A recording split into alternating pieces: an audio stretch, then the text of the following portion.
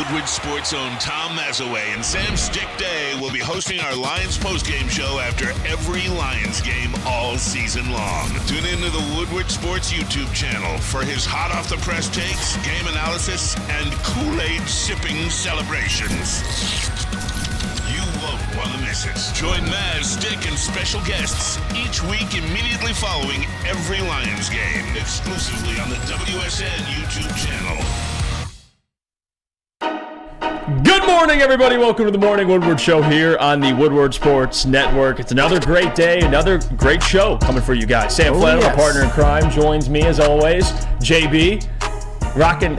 You got a Woodward Sports hat with a Barstool hoodie. He's got the mashup. I'm rocking both, man. You got to represent them both. Yeah, absolutely. JB's with us, and as always, Lucas Klotz, Toledo's finest. He's in the TD booth. Yep. He doesn't have the same juice this morning, Lucas. No. What's going on? Talk to us. I got some sad news, guys. Unfortunately, Is this breaking? Yeah, this is breaking news. And this was teased on the Woodward Nights program, 8 p.m. to 10 p.m. Check them out. It was teased last night. We already know about it, but Lucas, I think it's time. Friday will be my last show at Woodward Sports, guys, and I appreciate all the people in the chat. Don't leave. All these guys here, like my brothers, I love them to death, but got some shit I gotta take care of. Got to make some guap, so I gotta look out for what's best for me. But I absolutely have love for everybody here, both in the studio and in the chat. So have good, solid 2 more shows. Well, 3, including this one. But love you, boys, and you'll still be hearing from me. Don't you worry. You'll still be hearing from me. Yes, and Lucas is one of the greatest things that ever happened in this morning show. I mean, you guys know it. Not only the morning show, but the network. When Adam left especially, we, Sam Flannel and Lucas joining the show, just gave the show what it needed, to be honest with you. And I know the hardest thing about life, man, is change, especially change for people you love. But the thing is, it's good. I mean, you're taking care of your family. You're moving out of state. You're on to bigger things, and I'm happy for you. Although selfishly, as your friend, I'm mad. Selflessly, I'm happy for you. I appreciate that. Because I'm like, damn, my boy's leaving me. But at the same time, I'm happy. That's why I love you guys to death. You've been my family away from my family. Like, it's first time when I moved away from Toledo, moving up here, like I was first time moving away ever. And you guys took me right in. Supported me 100% and everything, so I always have love for you guys, and I'll definitely, when I come back to Toledo, I'll definitely shoot up here for a couple of days and visit you guys and pop in the studio. Oh yeah, if you don't, I'll fucking be pissed. So you better. You'll get the Jake Bobo updates, don't you worry. I better. Yeah, we're gonna have a ball knower check-in or something, man. So the ball knower. Dude, it's crazy because you haven't even been here a year, but it feels like you're every bit as part of the history of Woodward Sports as anybody, and that's what's crazy. I remember when you came in, you were just the guy coming in to be social media, and that's all great and everything, and I met you, and you were obviously cool as hell, but little did I know that you were going to be dynamite behind the mic, that you were one of the most knowledgeable people about football that I've ever met, and it's been a pleasure to work with you, an absolute pleasure. One of the greatest experiences of my life has been being on this morning show, and Lucas, you are a huge part of it. Appreciate you, bro. That means a lot, seriously. Of course. Love you, boys. JB, it's like we're speaking at a funeral. I know, anything you want to share? Rest in peace. Before we bury him. I know, man. It's really sad. I know we kind of knew about the news and the information before everyone else, but it's starting to become reality to where we're starting to face it and be like, damn, Lucas is actually leaving, and it just sucks, man. From day one, you've always been like a bright spot, man. Just an inspiration. Every single time we come in the back room, you're just pumped up, full of energy, trying to spread that around to the whole office, and it's infectious, man. And you bring that vibe to not only us, but the network here as well, too. You're going to be a huge hole that we're missing once you leave, and no one is going to be able to replace what you do here, man. And I just want you to know that no matter where you go, we always got your back. And you always got a spot here at Woodward. So just let us know whatever you need, man. Absolutely. Get me emotional. Love you, boys. Love you, JB. Love you. Yeah, we love you, man. Seriously. More than just the show itself. Like, you're my brother, and you know that. So anything you need from me. Likewise. You show in, you hit my line, we figure it out. All right? Make some phone calls. On that Russell Wilson takes. Yeah, well... Actually, good thing you're leaving. So I'm kidding. So no more coming at me about my Broncos. Damn. No, I'm joking. No, I'm going to miss Lucas, man. Seriously, he's my guy. And on top of that, as far as changes to the morning show and what's to come next, I'll provide you guys with those updates over the next couple of days, probably by the end of the week at the very, very maximum. But there is no replacing Lucas. It's just impossible. Like, you know, but at the same time, you know, we got to keep moving forward. I'm happy for him, man. He's going to do great things. Make sure all the guys in this fucking studio on this show and not, they bust their ass. They're great ass people. So even if you hate their sports takes, they're very good people to support. And they are who they are unconditionally. So just keep supporting these boys for me, please. Yeah, no doubt. Wow, that stinks. You know, but you know what, guys? By the way, we pick it up, pick it the fuck up. Keep the show moving. Hey, we need the show goes on. Yeah, we need the dog. We need the dogs. All right. John says, Jeff, you gonna cry, brother? No. My dad would beat my ass if I cried. So you know what? We're not doing that on air. But you know what? I came close. I shed a little tear. All right, it's sad. I'm not gonna lie to you. You know, it's just, that's something in this business that you just never get used to. It's just change. Like, you know, it started with Adam, now it's like with you. It's just things moving and shaking. It's just, you know, it comes with the territory. But, you know, again, I'm happy for him. That's number one. Phil says the Ben Johnson of Woodward Sports. There you go. Someone else said, who's going to keep Sam in check anymore? Yeah. Oh, Chef said that. Who's going to keep Sam in check? Well, I will. And I will stay on top of that. It's all right. G Money says, good luck, Lucas. You will be missed, bro. Dan Wood says, call in segment with Lucas. Will Chopper says, take care, Lucas. Good luck. John Macaroon says, Lucas, the ball nowhere props. And then Detroit Dabber 313 is ball knowledge at WSN. Down. The stock is going down. What's the funky? Does anyone feel like this is the "You're My Brother" scene from Tropic Thunder when Ben Stiller couldn't cry? Yeah, actually, that's actually facts. That's fair. Appreciate all you guys in the chat, though. Yeah, you made working here even better. You made it even more fun. Even you, Detroit Supremacy, if you're in there this early. Phil, I know we had our run-ins at first, and we turned that into a bond, so shout out Phil. Coach Walk, I know we got in some, not really mean Coach Walk, but there was some beef in there. But I feel like Coach Walk was coming at me. Like, you know, I think you're fine, but me and Coach Walk, he's cool, man. But everybody in the chat, I appreciate you guys make this place an awesome place to work at, so thank you. Someone said that's like trading Hendon Hooker. The Lions trading Hendon Hooker. I actually like that one. That's funny. No, God, funny. Please, no, no. Steve-O Baby says, Lucas, you're leaving. Damn, I'm going to miss your Taylor Swift rants. Oh, yeah. Oh, yeah. Yeah, that's now it's JB just going to be, it's going to be the Taylor Swift show now. Oh, That's his girl. That's his girl. It's all going to be gassing her up. Like Sam would do. Taylor. Booner chiming in. Shout out to Booner, by the way. Lucas is going to be a male stripper. I can confirm that will not be the case. I will be enjoying a lot of strippers, though. That'll be very true. Aunt to God says, dang, Lucas was dope on the show. Good luck. So, yeah, by the way, the people love you, man. We love you. We appreciate you. Big time. Chef says, Lucas, I'm going to get my podcast off the ground during the off season. I'd love to have you on, bro. Oh, hell yeah. Let's go. Because I'll still be making content and all that stuff. Probably not at first. Just going to be moving down. I'm going down to Florida. So that'll take some time to get adjusted down there, but I'll still be making shit. So if you guys ever want to make content or anything like that, especially you guys in the studio, let me know. Dude, say less. Say less. It's already happening. Detroit Dabber 313 says, in the arms of the angels. That's fitting.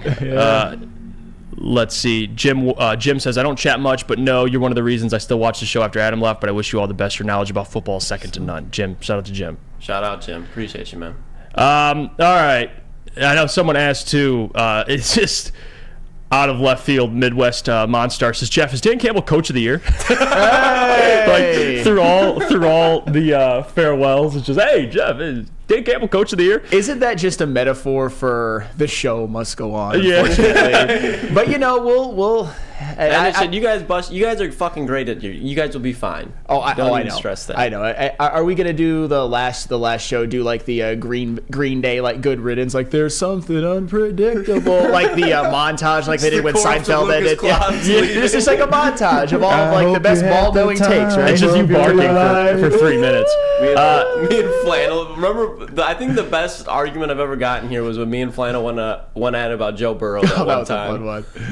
I set him up perfectly. He was comparing Burrow and Pat Mahomes. And I was like, we were going through the playoff win. I was like, how many wins does Patrick Mahomes have? He said that. I was like, how many losses does he have? I was like, who are those losses to? And he's like, oh, you got me.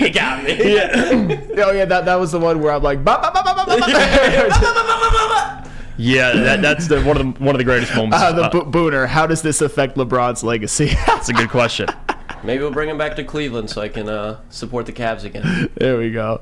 Yeah, for like I said, as far as the future TD of the Morning Woodward Show, well, I don't want to.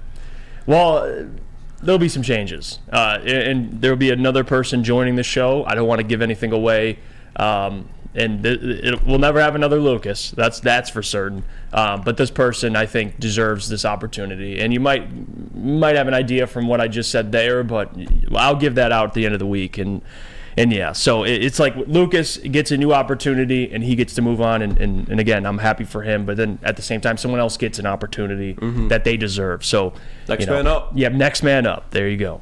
All right, let's go to break in a second here, and then when we come back, we'll bring up the New Orleans game and the Detroit Lions, because I do want to start getting into that conversation. I know it's Wednesday, but it's about time. We'll start previewing that game because tomorrow John Macaron's joining the show, so we get to talk more in depth about it. But we got some clips from Dan Campbell from his press conference. He has another presser today. He's talking to the media, so we'll get you guys some of those clips, his thoughts on the Saints, his thoughts on how the season's going, all that and more. But first, I got to tell you about our friends over at Hamlin Pub. Have you ever wanted to be at a bar where you're known as a regular? Well, we have just the place for you. Head to one of Hamlin Pub's 7 locations and experience where everyone is a regular. Half off pizza on a Thursday, game day specials. Hamlin Pub is the place. Visit a location today and experience your new favorite pub for all things sports. Since the dawn of moving people, Chevrolet has led the way. The world of transportation is changing. At Feldman Chevrolet, we are leading the charge forward. With every electric vehicle, every mile traveled, one Feldman at a time.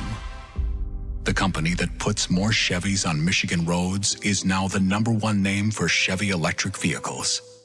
Now, coming to Woodward Sports, Woodward and Main Street, the Woodward Sports Network Detroit Lions show. Let's go! Catch Gabrielle D. Phillips, Matt Broder, and Terry Foster for all the latest news on your Detroit Lions every week. Only on the Woodward Sports Network YouTube channel and woodwardsports.com. We've just received word. The world's cannabis supply has vanished. The public is outraged and has taken to the streets in response to this tragedy. The individual responsible acted alone, and we can only hope they will make things right soon.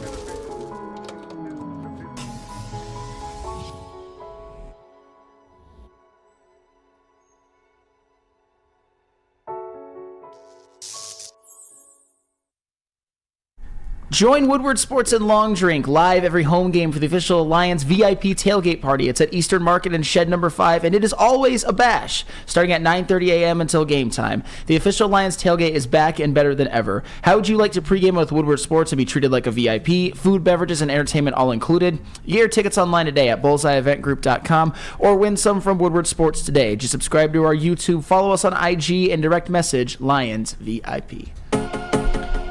This comment, which I do think has some truth to it. And I want to make sure I find it here.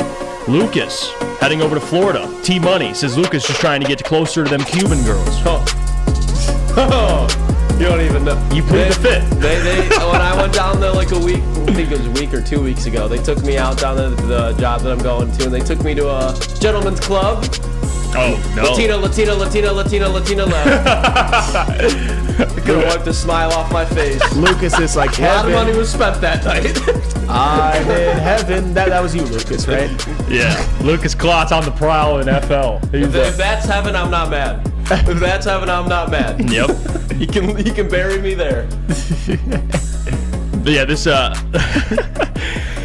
Mike G says Lucas try the fried grouper sandwiches down there. Damn good. I like grouper. Grouper's a fish, right? Yes. Pretty sure. Yeah. I think I've had it before. I had gator bites when I was down there. The first time I had gator. That was solid. Let's see. Shot says I'll never forget when Sam was scaring the maidens at the season opener watch party with his baby tantrum. Wait, what was that? What was I doing? I have a wife. That ran. That was probably one of the greatest watch party moments in the history of the watch party. I think that takes the crown. Yeah, I think it has to. And for the record, I have a wife. That wasn't my proudest moment, but the last person I want to be lectured about anything is from you, Shad, from you. So you can zip it. You can zip it, man. The Shad Sam rivalry. All right, let's. You got those Dan Campbell clips? Yep. All right, here's Dan Campbell give some V real quick. talking to the media. 2 clips. One about the Saints themselves, and then the other one just about the future and how the Lions can bounce back. Man, I'm not getting worried. I love this. I'm serious. I love this, and I love that. Man, it's doom and gloom outside our building, and we got 6 to go. We got an unbelievable opportunity, and I love it. I really do, man. So this is what we find out what we're made of, and really everybody in this league, for that matter. You're talking about the month of December, and this is where everybody. There's teams that'll begin to rise and teams that'll fall out of this, and I love our team. I love where we're at, and I know the guys that we have in the locker room. I know these coaches, so this will be good.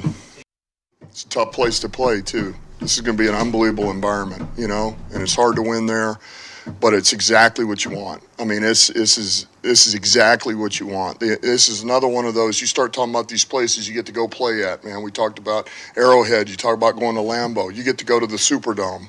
I mean, there's nothing sweeter than this. You come out with a win out in that environment. So it's a formidable opponent. It doesn't matter how many guys they have out. It doesn't matter. It doesn't matter who we're going to have out because we'll probably have a couple out again. It's about getting ready to play your best football against a team you have to assume is going to play their best football. That's what it is. And there you have it, Dan Campbell speaking to the media. A couple of interesting things that he kind of was talking about there. I love Dan when they ask him about any adversity, and he's just like, "I love this. I absolutely love this." Yeah, you know what? And they're definitely being tested. And I think the Saints game is a good test because again, they're a top 10 defense. The Lions, they have a top 10 defense, but the Saints have some big-time players. I mean, they got Cam Jordan, who's questionable. Even offensively, they got some guys that are questionable. Chris Olave left last week with an injury. It was a concussion? Chris Olave, yeah, concussion, and then Shaheed was a quad. So yes. the concussions are tricky. That could go either way. He could be out this game. He could not be. It just depends how they deal with it. But regardless, pretty good defensive line. I mean, Cam Jordan, and that's all you need to know. They got other guys on that defensive line. They got that one guy, what's his name? On the what? On the Saints defensive line, who was up there in pressures. Carl Anderson? Thank you. Yeah. There you go. But so pressures again, don't matter. Well, sacks too, by the way. I'll tell you that. But regardless, they got dudes on their defensive line. They got a good secondary. Adebo's like top 5. Yeah, Paulson Adebo's a guy. Paulson Adebo's that dude. He's top 5 in picks right now, and he's a playmaker, man. Even Marcus May in the back. He was the guy that I wanted in Detroit for a while. Marcus May. Tyron. They got some names. I mean, Demario Davis. At all 3 levels. Yeah. I mean, they have some dudes where if that team gets hot, especially because Dennis Allen is a defensive head coach, and they can kind of just get the defense side of the ball going. It'll keep them in any game. Yeah, and that's what the thing about Dennis Allen is. You can't really question what he can do defensively. I mean, the defense has been great all year, and that's the one thing with Dennis Allen. I don't question much. Now I do question offensively what they have going on. They just had back-to-back losses. They lost to the Atlanta Falcons 24-15, and then they lost to the Minnesota Vikings with Derek Carr being injured. Jameis Winston came in. They lost 27-19. So, they're coming off a 2-game streak. They're going to be ready to go. I think it's a great test. Lions are on the road. Right now, according to ESPN Bet, Lions are favored by 4 at this moment. And, of course, they give the home team about 3 points. So they essentially have the Lions by about a touchdown, which I think is fair at this point. Before, Sam, we kind of talked about this before the last stretch of games with how well the Lions were playing. The schedule looked a lot differently. This game to us was a more of a, the Saints could give them a run for their money, but I'm confident the Lions could come out on top.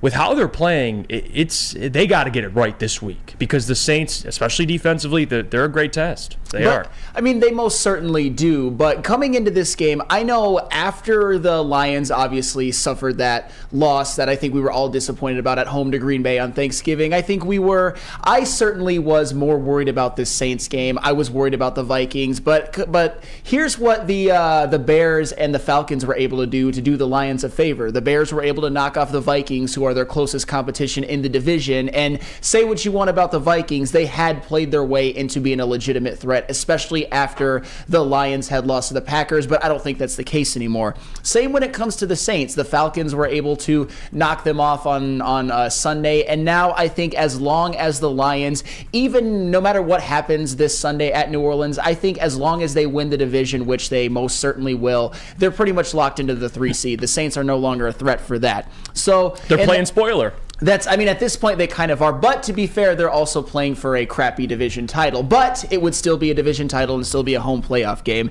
And there are reasons to be afraid of the Saints, but here are some things that I think the Lions can certainly exploit. First of all, the Saints are going to be definitely missing a couple of key pieces. Marshawn Lattimore is on injured reserve, but as you guys mentioned... Went to IR? Yes, Damn, he's on injured reserve. Out. But... as we already mentioned, he's not their best corner anymore. Paulson Adebo is. This isn't the Marshawn Lattimore. This isn't the All-Pro Marshawn Lattimore. Paulson Adebo is actually the All-Pro corner this year. And also, Michael Thomas is on injured reserve, but Michael Thomas is no longer their best receiver. He hasn't been since 2019. It is Chris Olave, who, by the way, is also questionable with a concussion. Cam Jordan is questionable as well, but to give a counter to that, even though you'd rather have a bookend edge rusher, he is no longer their best edge rusher. It's Carl Granderson and Rashid Shaheed. Man, if the Saints lose him, that would be absolutely huge. He's the receiver that scared me for them the most. He is what, outside of Olave, obviously, he is what we want Jamison Williams to be in a lot of ways. I think Rashid Shaheed is a better player right now, and he's been a little bit more explosive as of now. But we shall see how that goes moving forward. He has been balling for him, so they're going to be missing at least 2 players, and maybe at least probably at one of 3 of these questionable guys. We shall see. But another thing that the Lions can certainly take advantage of is the Saints offense stinks. Derek Carr stinks. No identity. No identity whatsoever. I thought coming into the season that Derek Carr and Jared Goff were actually fairly comparable. I no longer think that anymore. Derek Carr is playing no better than Andy Dalton was last year, maybe even a little bit worse. And he's also been hurt for some stretches and for, I don't know how many full games, but definitely for some stretches. But Jameis Winston has come in, and Jameis Winston stinks. So no matter who is playing quarterback for the Saints, there is just nothing that should scare you about them. Jameis scares the hell out of me though sometimes. But he's also, if you get Jameis out of game where it's clicking, man, he just chucks the ball downfield with so much volume that if he just gives the receivers a chance to make plays, and they do against a weak secondary, it's just like, ugh. That's I mean, I guess, but it might also go to the defender's arms. That is 100% what I'm saying. clear. Like, but if he's clicking, man, it's just like the one thing where it's like, oh, Jameis Winston is going off against the Lions. Go figure. He would go off against the Lions. Sure, this week. and if the Lions get some injury luck vis-a-vis the Saints, if some of those questionable guys like Chris Olave and Rashid Shaheed are out, it could certainly be maybe a get-right game for the defense. Because, oh, by the way, you know who stinks more than anybody right now? Jamal Williams is awful. And I kind of feel bad early into the season by thinking that David Montgomery was not as big of an upgrade as maybe you guys thought. And it turns out I was dead wrong. Jamal Williams was 100% a Detroit offensive line merchant because he blows right now. And you know who else kind of stinks? A little quiet as kept. Alvin Kamara is averaging less than 4 yards per carry. He's averaging less than 4 yards per carry. I'm not saying that. I'm saying he's not playing well, and the Lions actually have a good rush defense. Yeah, that's all I mean. Well, to Sam's point, because Alvin Kamara, especially, he's a weapon. We know that. But to your point, their offensive line is better pass blocking than they are run blocking. That's and also that true. answers Bob Johnson's question. How is the Saints' offensive line? Well, if you look at sacks given up, Derek Carr has 20. He's been sacked 22 times on the season. Jared Goff's been sacked 20. So it's not like Derek Carr. He's not Sam Howell. You know, he's no Sam Howell. That's sure. He's a prodigy. Yeah, with how he's playing, but also with how many times Sam Howell's been sacked. He's been sacked 55 times compared to Derek Carr's 22. Jesus so, over half. Free Howell. Yeah, free Howell. But like just to give you some context there, so. Run blocking, and that's why I think it's a great opportunity for this defense. Now, it's tough now, kind of looking at these matchups. I tried to do it last week on Thanksgiving, looking at it like, you know what, Jordan Love, one of the most inaccurate quarterbacks in the NFL. This should be a get-right game for the defense. Oh, boy, I was wrong. He lit them up. Jordan Love absolutely lit them up. So I don't want to even say anything about the offense for the Saints. They have not been playing well. but I ain't going there with this should be a get right. No, this is the NFL. I don't even care how much the Lions win by. Just win the damn game. I don't care if it's by 1, by 2, by 3, win in overtime. I really don't care at this point in the season. You're trying to stay in relevance for the NFC, but also you're just trying to secure the division. They just have to go on the road and get a win. And they've been pretty good with that with Dan Campbell. I spoke about that weeks ago, about his road record and how it's improved. I do think the Lions will win this game, Sam, but the amount, I think this is going to be a close one because it usually is. No. These type of situations. You're in December, about to be, injuries you're riddled everywhere, and I think the Lions are at a point right now where, they're turning the ball over. A lot of things they have to correct in a week time, so hopefully they can do those things. Yeah, and I agree with you. It doesn't matter by how much. If the Lions can go into New Orleans and win this game, I think a lot of us are feeling a lot easier, or who are a little bit on edge right now and have some questions, are put more at ease than we were before, because this is the NFL. This is a team that could still win the NFC South, even how crappy it is, and all the players that I talked about being out, Paulson Adebo is going to be playing. Demario Davis is going to be playing. Carl Granderson is going to be playing. Chris Olave and Rashid Shaheen might be playing. Alvin Kamara, Cam Jordan too. Cam Jordan's questionable, but yes, he might be playing as well. It's just questionable. And if you have Carl Granderson and Cam Jordan as your bookend edge rushers, you could be doing a lot worse than that. Tyrann Mathieu is going to be playing. So if they can go in and win by any means necessary, this is huge for the Lions and their season. And then you can start maybe thinking, the 2 seed might not be out of reach, although the 49ers have been playing well. But they have to go to Philly. For the record, that's a tough game. You know who I do think it's a get-right game for, if I'm going to use that term? The offensive line. And they've done enough to where they've done well against very, very good pass rushers and good edge rushers. I think this is a game where those guys can get back on track. Now, you hope Jonah Jackson's back, but even if he's not, next man up, even with Colby. Sorry, Neil. You can't blame Colby this time. But those guys, I think, need to step up. And I do think this is a perfect game to do it, Lucas. I do. And I have confidence they will do it. Yeah, I have complete confidence in the offense. The thing that is making me terrified, though, is no Alex Anzalone with Alvin Kamara. Which we'll get to that. We're going to get to that. Yeah, that's what's scaring me. But I do think we're going to see the Lions win a close one, to your point, Jeff. And I'm not expecting them to go out there and blow out this team just because both sides have a lot of injuries. But they're pretty significant on both sides as well. So the Lions just get a win down in New Orleans. It's a tough place to play to just get that ball rolling again so you can pick up momentum as you head into these divisional games. Yeah, and Galloping Lake says this is Jack Campbell's game to shine. Hope so. And I do believe this is definitely a game for him to shine. Now, whether he will or not, we'll have that conversation because it is a big opportunity. Not for him, but for Derek. You might see Rodrigo out there. I agree with you. I think Anzalone, especially now, former Saints linebacker too. Yeah. Played for the Saints, knows him very, very well. So it is concerning. Ant to God says, do Jeff and Neil have a low-key beef or something? No, I think it's just Neil has a beef with me, and then I just respond accordingly. I think that's how it works.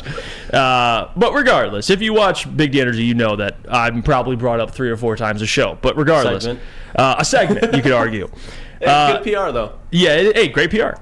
Mike G says, who the hell is Neil? That one guy at 11 to 1. Speaking of people with beefs with Neil Rule, Mike G. True. I like Neil and D-Max say, I never missed the Big D Energy program because I never watched it. I just have to clip it. So I have no choice. Did you hear how they ended the show yesterday? What's up? What happened? They were like, we'll be going through our top 5 list. It's like the morning Woodward show's top 10, but half is less boring.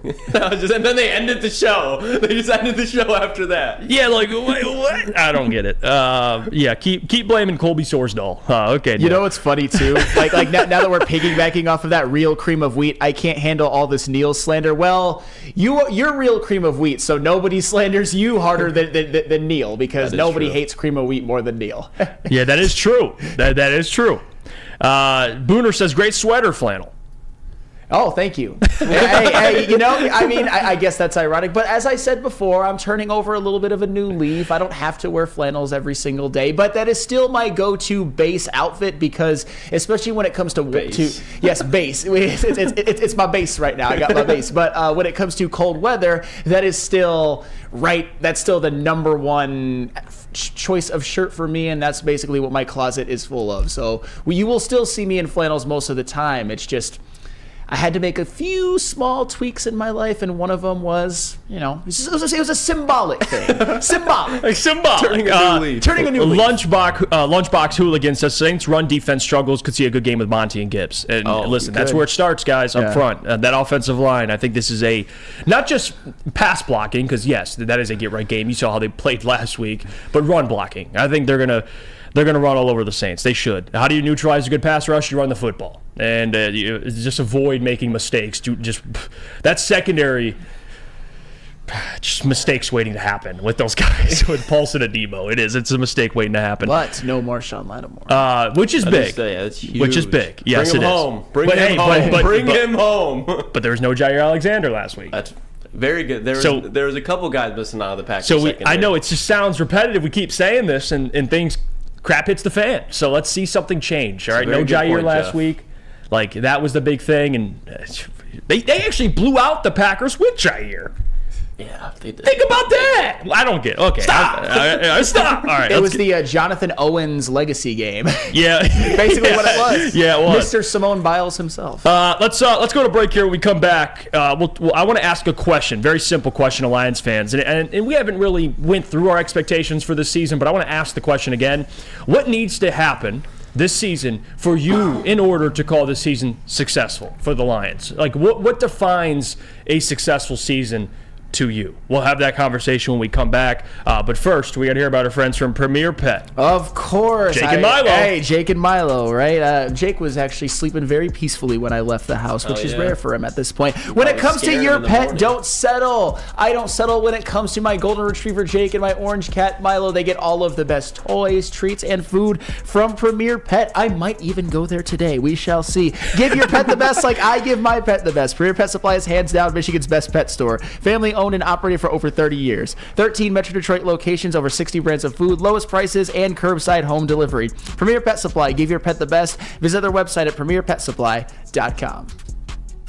Come hang with the Woodward Sports Crew all throughout football season on Saturdays and Sundays. Join our college football and Detroit Lions live watch parties. Inside the 5, caught, end zone, touchdown, Detroit Lions! With money on the line, featuring different special guests and surprises. Start times will vary depending on the game. Only on our Woodward Sports YouTube channel. At work and at home, we're there with smarter security solutions. Featuring complete automation with customized alerts and more. For over 90 years, we've been the company that's been counted on to protect what matters most, all with personalized service and care. Right now, for a limited time, receive a free video device plus free installation with a new home system. Guardian Alarm. We protect Michigan. Join Woodward Sports' own Jeff Iafrate, along with special WSN guests for the most anticipated Lions season in decades. Filled with different surprises and expert analysis. You're not going to want to miss out. Go to our Woodward Sports YouTube channel on Sundays and tune in live from 9:30 to 11:30 a.m. How would you like to win a 100K Vegas getaway? Take your friends and live it up in a city that never sleeps. It's the Centron Energy Drink It and Live It sweepstakes. Purchase a 24-pack today and enter for your chance to win. Register at drinkcentron.com/Vegas and buy Centron at your local Myers store. It's Centron, the healthier energy drink with great taste. Look good, feel great, and be the best version of yourself. Once again, that website, drinkcentron.com/Vegas. Welcome back to the Morning Woodward Show here on the Woodward Sports Network. We're about 23 likes away from 100. If you can hit that like button for us, we much appreciate it. Do it for Lucas. Do it for the crew here. Let's try to set the tone today for the network. Do it for Lucas. Do it for Lucas. I'm milking you for likes. Yeah, I'm doing that. As long as I get give me 5%, and then we'll do that. Deal. All right. There you have it. The question I had for the people is, how would you define a successful season for the Detroit Lions? Because I've had a couple of these conversations with Booner. I have, and I'm calling you out. I had to think about this one. Ooh. I think it's very simple, and I'm gonna stick with what I had earlier in the season. But Sam, I want to hear what you have to say. Right. What's a successful season to you? All right, at this point, and when we talk about a successful season, I talk about the bare minimum that needs to be achieved in order for it to be successful. I'm not saying that this is necessarily their ceiling, although I'm kind of leaning towards that at this point. It's win the division and win a playoff game, because at this point, I think with the Vikings loss to the Bears on Monday Night Football, the Lions kind of, I would say, reestablished their stranglehold over the NFC North that many of you thought that they never let go of initially. I mean, they still have a couple of games to play against the Vikings. Those will be tough, but the Vikings didn't look so good on Monday, and they definitely have some flaws, and they don't have their starting quarterback, so that's all well and good. So I think they're going to win the division with ease, and I think they're going to be locked into at the absolute worst, the 3 seed with ease, with this vis-a-vis the Saints losing, and I don't think either the Saints or the Falcons, they're probably, either of them is going to win the division with like an 8 or 9, probably an 8-9 record at this point. So right now, you got to get into the playoffs, win that division, and win a playoff game, because at this point, the only wild card team that would strike the fear of God in me if I were a Lions fan right now is the Cowboys. But the Cowboys will probably be the 5 seed, and they will probably be playing the Falcons or the Saints. Like those two teams vis-a-vis their division win with a losing record, they get the pleasure of facing a very, very good Cowboys team that is better than either the Saints or the Falcons. If you're the Lions, you get the prospect of maybe the Seahawks or a team that's even worse, the Vikings. I want the Packers in the playoffs. Well, that's the first thing. round. You might get the Packers, you might get the Seahawks, you might get the Vikings. You're going to get a team that you are clearly better than, at least on paper, and right. You'd have home field advantage. So at that point, as long as the Lions are the 3 seed, which in my opinion they are locked into, if you lose your first home playoff game, it is a massive upset, and that can't happen. And if they don't get a playoff win, there's going to be a lot, I don't care, fair or unfair, of SOL chatter. We've done this before. We've seen this before. It's been a while since they've even done that, but still, a lot of this, oh, it's different. Some people are going to be like, is it really different? Is that fair? I don't think so, but I can't blame the fans, honestly, at this point. So to me, a successful season is at minimum a division win and 1 playoff win. Yeah, I think for me, and I think for Lions fans, it should be at the very minimum a playoff win. Now, winning your division is certainly the number one thing, because if you get that, then you host a playoff game. And winning a playoff game, I think, comes with that. It's a two-parter for me. Win your division, which they have a 2.5 game lead on right now at this very point. I believe they still do. Regardless, they're going to win their division. The other thing, and like you said, it's not only just making the playoffs and just being happy to be there, but really solidifying the fact that you're one of the best teams in your conference. You have to win a playoff game at the very minimum. If they can win a playoff game and they get sent home by the Cowboys, the 49ers, or the Eagles, whatever the case may be, I'll live with that. Because I do not think this team is good enough to make the Super Bowl. I do not think this team is good enough to make the NFC Championship game. That's just my opinion. I think they can compete, but I just think there's a talent discrepancy with the Lions compared to the other top teams in the NFC. I just do, despite the record. I think they played really well, the Lions have. But at some point, they're going to come back down to earth in the postseason. That's just the truth. They need more talent. You guys would agree with that if you've been watching them. They're about a year away from all of us, I think, saying they should make a playoff run. I think a playoff game at the very minimum is an expectation. They have a good enough team to do so. You have a quarterback who's won playoff games.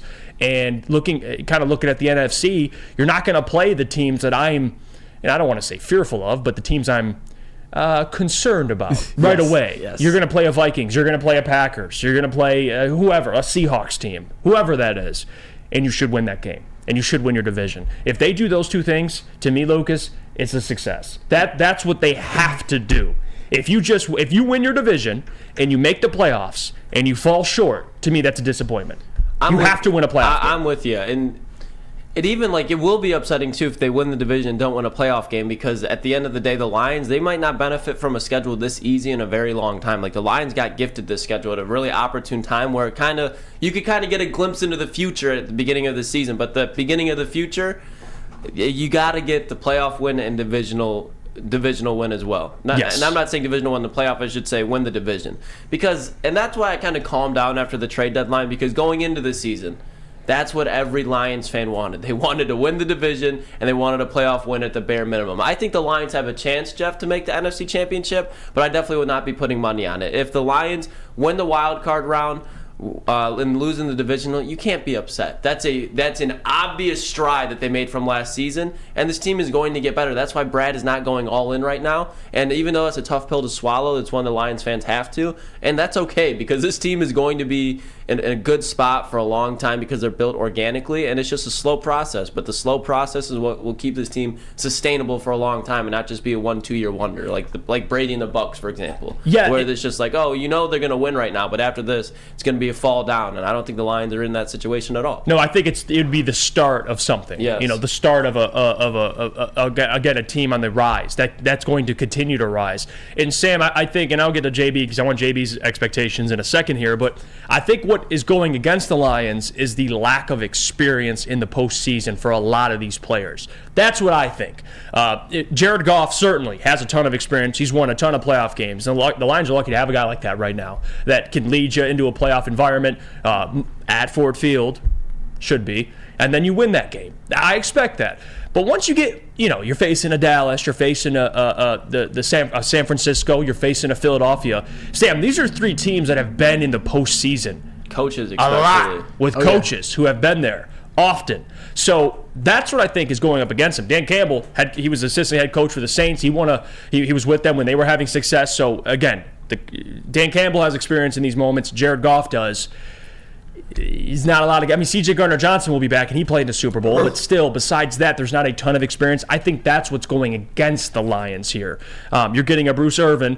He won a Super Bowl, so there you have true. You have that, but still. That's what I think is gonna hurt them, which isn't a bad thing. Next year, now you got a whole roster with playoff experience. They'll run it back.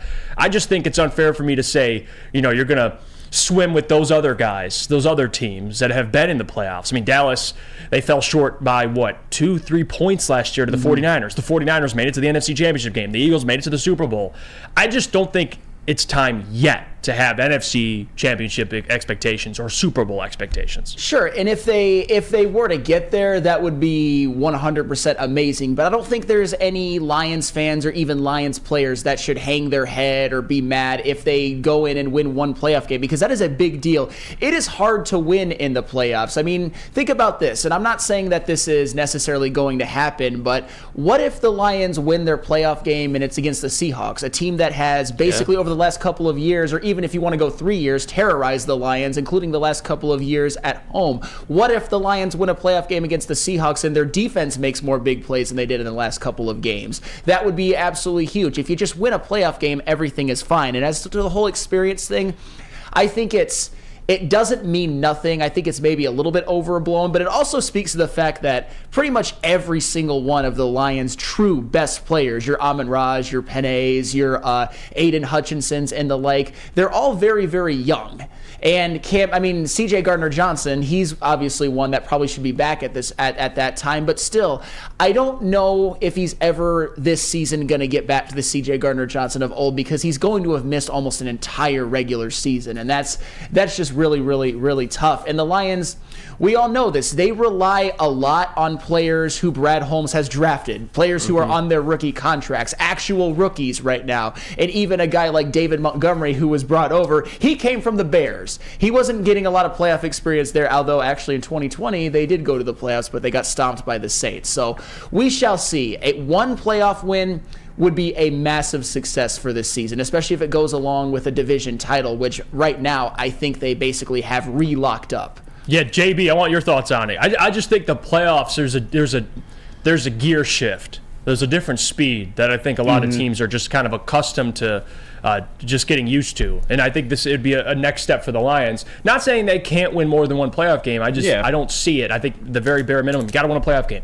You got to. And that's fair. And, if they don't, at least they get that experience, as you guys have all said, preparing them for next season. I think the bare minimum expectations for this season to be successful, as pretty much all of you have said, is be the division winner or be your NFC North winner and also win a playoff game. I think that's enough to call the season a success. It's enough for all of not only the Lions but the Lions fans to hang their hats on going into next season, seeing the improvement that this team has made. But as Lucas also said as well too, the NFL has gifted you this nice kind of somewhat soft of a schedule, and all the things have kind of fallen in our way to make this season a success. So why not go out there and capitalize on it? Get more than one playoff win. Hell, if you can make it to the NFC Championship, do that. Set your mind to that. But as you said, Jeff, once these teams get into a playoff mode, it's a different animal that they're going to go up against. And I don't know right now if they're ready to compete like that. So give me just the division win and one playoff win to be a success. Very well said. This comment too, Detroit's villains. Why not? Nothing is guaranteed next year. And that is true. The NFL, it's not a, because we look at things like the NBA, the NHL, where, at first you make you lose in the first round, and then you make the conference championship, and then you make the NBA final. Like, it's not everything's gradual like that in the NFL. Things happen, injuries happen, teams are rising, teams are falling. You build them right, though. What'd you say? If you build the teams right, yes, I mean, correct. That's exactly what happened with Philly. That's exactly what happened with the San Francisco 49ers, and that's why nothing's promised, obviously, but when you have competent management and ownership, what the Lions have right now, is they're definitely a lot more dependable to rely on the consistency being there the next year, especially with an offensive line. That's the big. If you have an offensive line, it helps out so much to be able to kind of not repeat the last season, but even improve on the last season. Yeah, if you have the right GM in place and the right coaches and the right players, especially guys that are young on rookie deals, they're only going to get better. Like, Aiden will only get better. So I do think there's some truth to maybe even for that point of the Lions next year. Now you can start talking, hey, can they win can they make the Super Bowl? All that stuff. But it's interesting to talk about. Lions, I think, although we could sit here and talk about concerns, I do believe that nobody wants to play the Lions. I mean, it's a top 5 offense, and it's gonna be a handful for any team. It really is, no matter how good they are. Especially Philly and San Francisco with damn good pass rush is, but still their secondaries have question marks. So we'll see. But again, I think we're all in agreement here. All right, let's go to break. When we come back, I do want to bring up the Anzalone stuff. No Alex Anzalone, Jack Campbell, your confidence in him, the linebacker core. Can they hold it down this week without him? Hold it down. We'll talk about our concern level, all that, and much more. But first, I got to tell you about our friends over at Planet Fitness, because Alex Anzalone, man, he looks like he goes to Planet Fitness. That dude is jacked. And Planet Fitness, home of the judgment-free zone, where anyone, and we mean anyone, can feel comfortable and work on their fitness goals. At Planet Fitness, you'll experience a squeaky clean gym. That's tons of equipment. You'll get all of this for just $10 a month with no commitment. No matter where you are, there's a Planet Fitness close by, and there are more than 50 in Metro Detroit, thousands more throughout the world. Brace yourselves, Detroit. As the sun begins to set, 2 of Woodward Sports' brightest young stars will be taking the mic for a brand new show. Woodward Nights with Booner and Broder. The dog days in Detroit are over, and the boys are unleashed. Join in on the banter and hop on the bandwagon of the #1 night show on the internet. Tune into the Woodward Sports YouTube channel every weeknight from 8 to 10 p.m. Woodward Nights with Booner and Broder. Is a college student struggling to study for her big exam. Then she discovered Syntron, a healthy way for her to stay awake and focus. Jennifer frequently has chaotic days like this until she gets online, orders some Syntron, and finds her groove. April visited her local grocery store, purchased a case of Syntron, and entered to win the Syntron 100K Vegas giveaway. Pick up your case of Syntron today at any Meijer location or visit drinksyntron.com/Vegas and enter for the 100K Vegas giveaway. Woodward Sports' own Tom Mazaway and Sam Stick Day will be hosting our Lions postgame show after every Lions game all season long. Tune into the Woodward Sports YouTube channel for his hot-off-the-press takes, game analysis, and Kool-Aid sipping celebrations. You won't want to miss it. Join Maz, Stick, and special guests each week immediately following every Lions game, exclusively on the WSN YouTube channel. For over 60 years, Fairway Packing Co. has provided Michigan's finest restaurants, hotels, casinos with prime beef, Wagyu beef, and dry-aged beef. Experience the Fairway difference for yourself today. Visit the steak shop in Grosse Pointe Woods for grab-and-go steaks, or you can simply order online at fairwaypacking.com. All right, we're back. It's the Morning Woodward Show here on the Woodward Sports Network. Kiazi says, Redwings, no Larkin, Lions, no Anzalone. Yeah, it's unfortunate.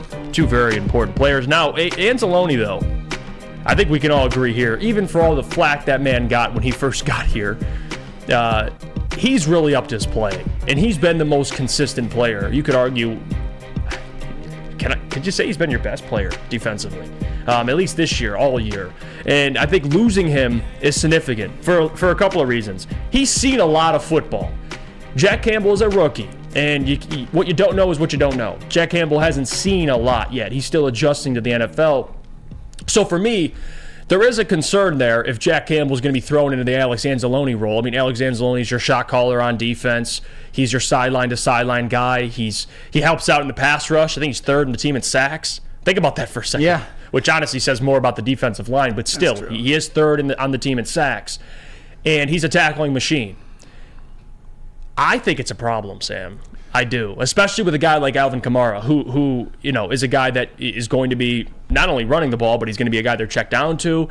He's Alex Anzalone would be a perfect kind of, I don't want to say Kamara stopper, but he would make it tough for him. And he's played with the Saints. He's very familiar with what they like to do. Now it's a new offense, obviously with Derek Carr, but still he's familiar.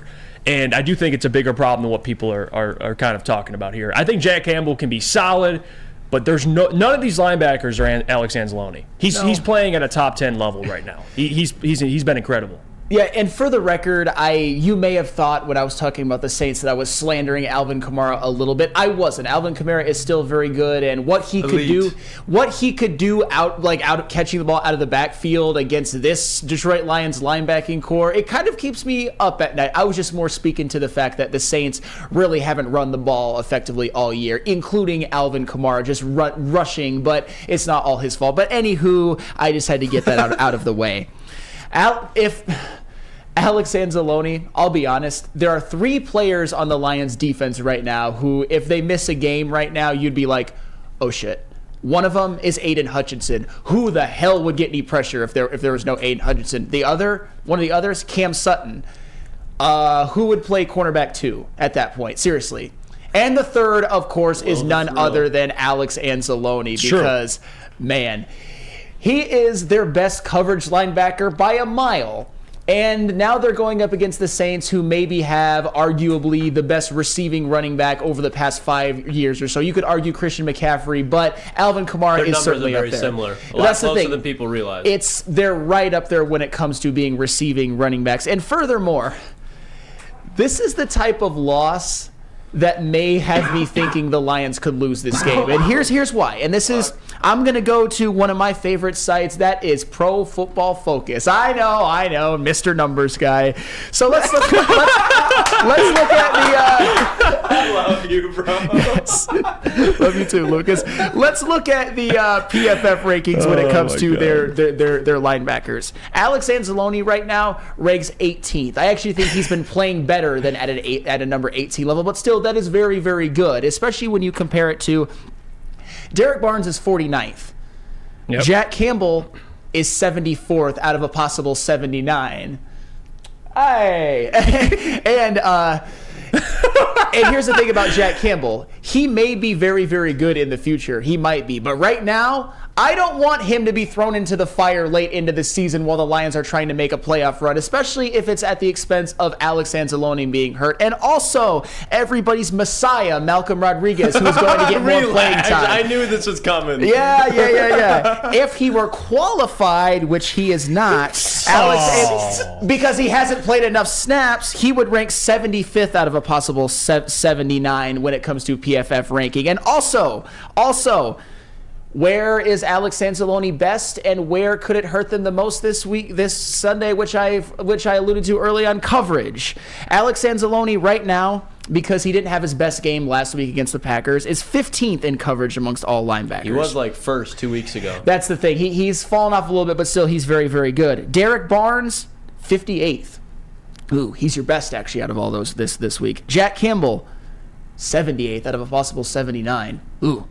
And Malcolm Rodriguez, if he were qualified, he hasn't played enough snaps, which you guys say, oh my God, how can he ever do anything because he never plays any snaps? That's actually a good thing. Well, but I digress. 76th out of a possible 79. That's what he would rank if he were qualified. So The reason I mention all that is because if Alex Anzalone is out right now, congratulations, you have one of the worst linebacking cores in the NFL. You certainly have one of the worst linebacking cores I can remember out of a playoff or Super Bowl contender in recent memory. So Alex Anzalone is...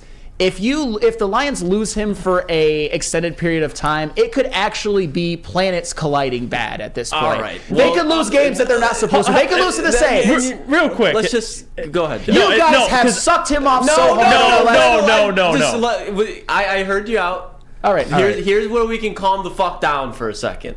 Okay. Because to all of your points, Flannel, you are spot on. It is one of the... But the safeties behind them. Brian Branch can play in the box. Tracy Walker can play in the box. So that's where, yes, Anzalone is hurt. Yeah. But now this goes to Aaron Glenn, and Aaron Glenn is going to see this just because if I can see it, if Jeff can see it, if you can see it, Aaron Glenn can see it. They're not just going to trot Malcolm Rodriguez out there to cover Alvin Kamara. No. They're probably going to run to two linebackers. They're probably going to have either Derek Barnes and Malcolm or Derek Barnes and Jack Campbell, and then they're going to bring down a safety. So it could be like two planets colliding if that wasn't a thing, but that's why a draft pick like Brian Branch is so valuable. That's why having safety depth like Tracy Walker is so valuable. The guy who needs to step up is Kirby Joseph, in my opinion, because Kirby Joseph's that last line of defense.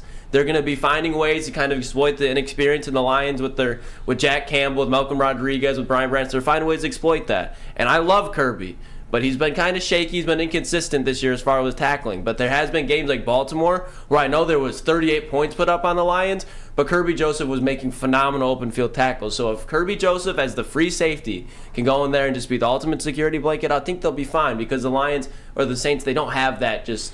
With no Shaheed, most likely, they don't have that guy that can just push the secondary back and leave Alvin Kamara just wide open in the flats. Yeah, and Brian Branch, man, he's a perfect sub linebacker. Like, you can put him in the slot. I mean, even if he plays in the slot, let's just go with Sam Flannel's hypothetical. Like, let's just say Brian's in the slot and they trot out Malcolm Rodriguez out there. And by the way, the Malcolm Rodriguez slander, Sam, you do realize the Lions the second half of last year had a top 15 defense with Malcolm Rodriguez? And starting over Derek Barnes. Hey, and Jack Campbell is no Ivan Pace Jr. this year, so Malcolm Rodriguez should get more playtime. He's clearly not Matt Broder. That was for you. I don't even know where the Ivan Pace... Okay, well, my point I'm making is... He's no Jake Bobo. Yeah, I do. The Ivan Pace... The point I'm making is, if Malcolm Rodriguez is out there, no linebacker on this team is as good as Alex Anzalone. Sure, we all mutually agree there. You're downgrading him with him just being out. You can moneyball him, though. To our point yesterday, Flannel talking about, you can find the guy who's as fast with him and have the coverage skills, like Brian Branch, and then you can find the guys with similar size and able to stop the run game in Derek Barnes and Jack Campbell. But I think the way you're phrasing it, Sam, like if Malcolm were to go out there, he's just a complete liability. I don't agree with that. No, because he showed last year he played a lot of snaps and his defense was top 15. He was very good as a rookie last year. And for the record, so did he get worse? Maybe. Oh my! He can't get on the field, but he made a catch. But that speaks. All right. No, but that speaks more to how Alex Anzalone's playing with Jack Campbell, Derek Barnes' development. I don't think just because he's not playing this year doesn't mean he just stinks all of a sudden. No. Here's like the God-given talents just left his body. It's not the corpse of Malcolm Rodriguez. No, it is not. I understand that, and for the record, I'm not saying even if Alex Anzalone was playing, I'm not saying that any single linebacker is gonna shadow Alex Anzalone. Obviously, you could line up Brian Branch or Kirby Joseph or even a Tracy Walker against him from time to time because Alvin Kamara, there aren't very many linebackers in the league that can cover him one by one. But even if we're just talking about let's leave the coverage stuff out of it. Alex Anzalone, you guys, even I think it's a little bit of a backhanded shot at Aiden, and a lot of you guys in the chat will say that Alex Anzalone has been their best defensive player all year. He has been. Yeah. So I'm not. It's fine. Everything's awesome. No one's saying that. I just said 15 minutes ago before we got into it, we first got into the show, like Alex Anzalone scares the shit out of me. Okay. But to the point where I don't think the Lions are just fucked because they do have good depth in the secondary. They do. Especially, specifically, I wouldn't say at cornerback, but they have good depth at the safety position. And when you're missing a linebacker, it helps a lot to have that. If they didn't have Tracy Walker and they're having Will Harris go out there because he's technically a safety, I'd be shitting a brick. But that's not the case right now. No, and for the record, I want to respond to Booner. I didn't mean to cut you off, but Booner says Jack Campbell is on pace for less tackles than Rodrigo had his rookie year. Rodrigo's better than you think. And I will say this, Malcolm Rodriguez had a better rookie year last year than Jack Campbell is having this year. That's facts. But I would like to see Malcolm Rodriguez on the field a little bit more, not accept the fact that he can't get like 5 snaps a game at linebacker. But Sam, Derek Barnes, you just have to acknowledge Derek Barnes is playing better this year. Yes. So he's out there. He deserves to be. Okay. Yes. So you're going to take Alex Anzalone out of there? No, take Jack Campbell out for someplace because he's kind of stunk this year. But you drafted. That's a first round. That's a first round. You get pick. mad He about has to play. J-Mo. I think you can talk about your concerns without Alex Anzalone, without taking a bunch of strays at Malcolm Rodriguez. I'm a little bitter that you guys went at me so hard for just. Well, okay, I did say he stinks. I did. You've done this to yourself, Sam. I did. But I just didn't realize there was like this army of Malcolm Rodriguez defenders. It's just we're just trying to get the facts correct. It's not defenders. No one's going out there saying Malcolm Rodriguez is a Pro Bowler. Like no one's saying that. I mean, he might be as far as a fullback this year. You never know. Oh, stop. Hey, you got a pass. Congratulations. I'm telling you that anytime touchdown before I leave here. To support Lucas, you lock in that Malcolm Rodriguez anytime touchdown at any point during the season. I think you're just donating money to FanDuel to quote the great You say Griffin that now, Lackey Flannel. You say that. You say that. Jake says Flannel, documented hater of anyone who's not a superstar. That's not true. That's not true. You know what? I will say this. I'm not as big of a fan of role players as a lot of Detroit sports fans. I'll admit that. Well, I will fully admit that. Not even Detroit. I think just fans. Yeah. Period. I think you're just not Detroit sports, just fans. I don't think you're you're not a big role player guy. I mean, it's not my. I do prefer stars. Sue me. All right. Yeah, sue me. All right. Okay. All right. There it is. Just wanted to get that correct there. But yeah, my point being is, yes, I'm concerned without Alex Anzalone. You should be. But again, I think they should find a way to win this game. I'm not going to go there and say Alex Anzalone missing the game this team will be screwed. I will say this though, and correct me if I'm off on this, and if you guys disagree. I'll correct you. I think losing Alex Anzalone is, even though he's been the most consistent defensive player, I don't think it'd be as bad as losing Aiden. No, I agree. That's fair. Because I of the agree. depth. I agree. Is that fair? Yes. So if you were to say, well, no Aiden, and you started taking shots at, Romeo Okora, very fitting. You can do that. Okay. But I just think there's a little more, whatever. It is what it is. We'll see how it trends. But let's go to break here when we come back. Let's bring up Bruce Irvin because he has a chance to play this week. The Savior. Guys, Bruce Irvin's playing. The Big Easy. Book him for a sack. Book him. Is that crazy? Bruce, help's on the way. Back up. The troops are coming. Bruce Irvin's on the way. There's a chance he could be playing this week. We'll talk a little bit about Bruce Irvin because I've been waiting all day for this one, man. I can't wait for Bruce Irvin. I can't wait. What you've been dying for. I can't wait. Unleash him. That's all you need to know. All right, let's go to break. When we come back, we'll talk about Bruce Irvin. But first, we got to hear about our friends from Swiss Insurance. Of course. Do you have football on the brain? Of course you do. Fall launches in college and professional football, and this year has been awesome. Fall is also a perfect time to shop your home and auto insurance. Shop it like a pro with Swiss Insurance. They cover Woodward Sports Network, and they should be covering you too. Ask for Mark at Swiss Insurance today at swissins.com or call 248-800-4177. Again, that is 248-800-4177. Swiss Insurance. Calling all landscapers. This is Darren McCarty. I'm at Outdoor Equipment Co. How would you like to landscape like a legend? How about a bad boy zero turn? And even a chainsaw.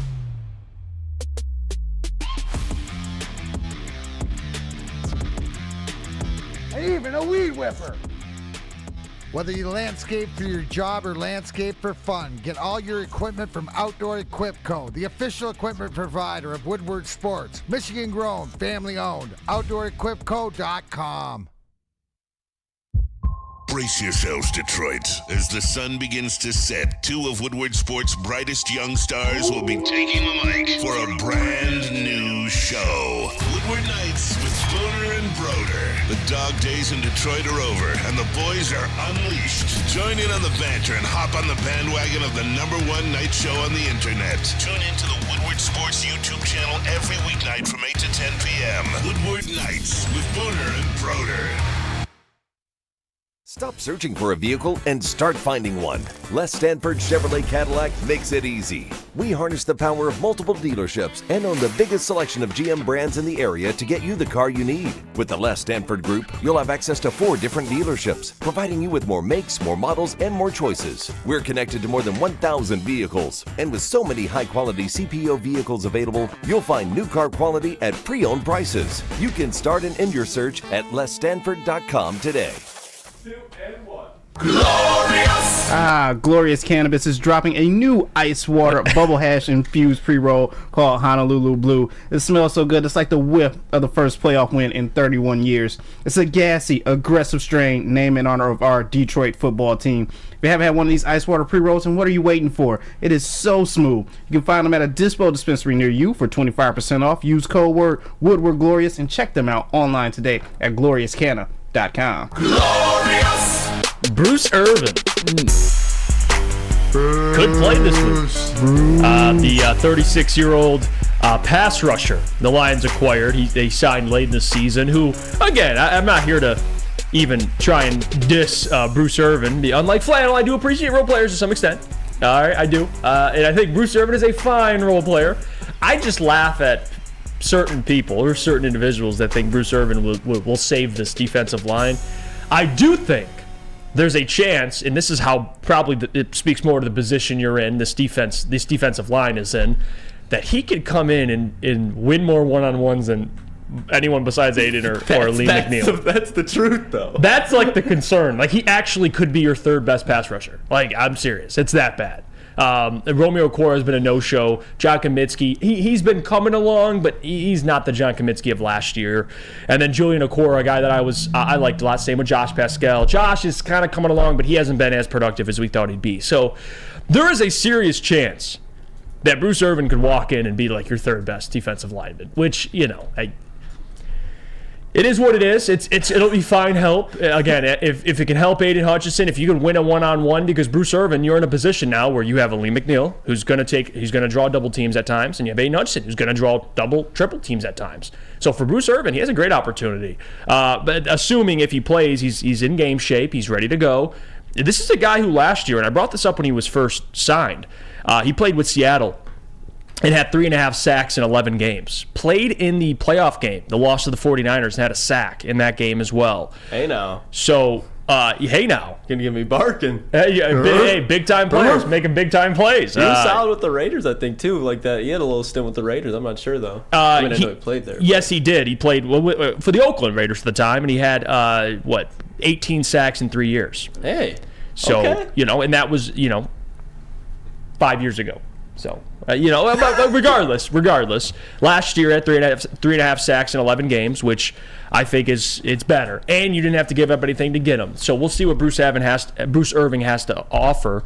I think James Houston is definitely somebody that the Lions need right now, although I don't think he'll impact the team as much as people think initially. It'll take some time for him. I do believe that. But Bruce Irvin and James Houston, I mean, at this point, Sam, I'll take whatever help I can get. If JB can win a one-on-one, you can play JB. I just need a little more job than the Okoro brothers. Put me in, coach. You know what? Put me in. That's all the Lions need at this point, Sam. But Bruce Irvin has a chance to play. Good news. You think that the 49ers acquiring Chase Young was huge? You think that the Bears acquiring Montez Sweat was huge? Brad Holmes was just playing 4D chess because Bruce Irvin is... I'm kidding. Okay, but here's the reality, though, and I hate to say this, and I think at this point it's almost undisputed. And we're not going to talk about James Houston right now because who knows when he's going to be back, and we don't even know if he's going to be 100% when he's back. Mm-hmm. As of right now, the corpse of Bruce Irvin, and I say that respectively because I think deep down he knows it too, would would be your second best edge rusher right now by a mile. That's how little respect I have right now for guys like John Kaminsky and Charles Harris, Romeo Okwara, Julian Okwara, Josh Pascal. If you want to be count the sacks bruh type guy, then you must really hate those guys because they aren't even sniffing the quarterback at this point. At least Aiden Hutchinson has done something. I think he's had a great year, but a lot of you guys disagree. But you know what? It's not about Aiden right now. It's more about his help or lack thereof. And maybe Bruce Irvin can come in. I said this when he was acquired.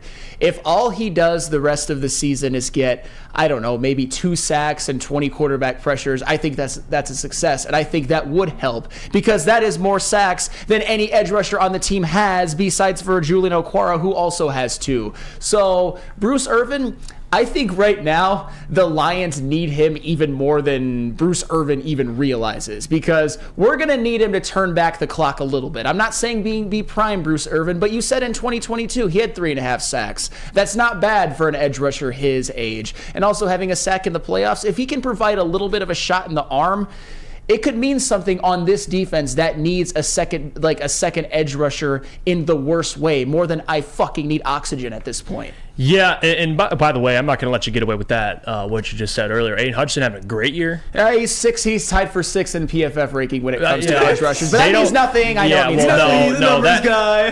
That's all you have, though, is those PFF. Pressures, which obviously also mean nothing. I swear to God, I want him to just stand there in the next game and see how well that they play. It's really not. Just to give the big finger to all you people. And for the record, if you want to call me a Hutch simp, I said that he did not play well enough against the Packers, that he needed to be more impactful. But still, it's open season on Aiden Hutchinson right now. It's open season on him. That's fine. That's fine. Just simply asking for your number 2 overall pick to play better, I don't think it's open season. I think it is, but that's fine. Hold on, one more time, JB.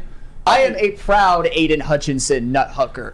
Well, and for the record, I'm not a nut hugger anymore. It's going down. No, that's a hill that you have to stay on. You got to stay on that hill. There's no coming down from that hill, Flannel. And again, Aiden, although I do agree, and I've made this point, and I'll stand by this point, I think more guys are on your defensive line that can win one-on-ones helps your best player. I think that's a very simple, thought process.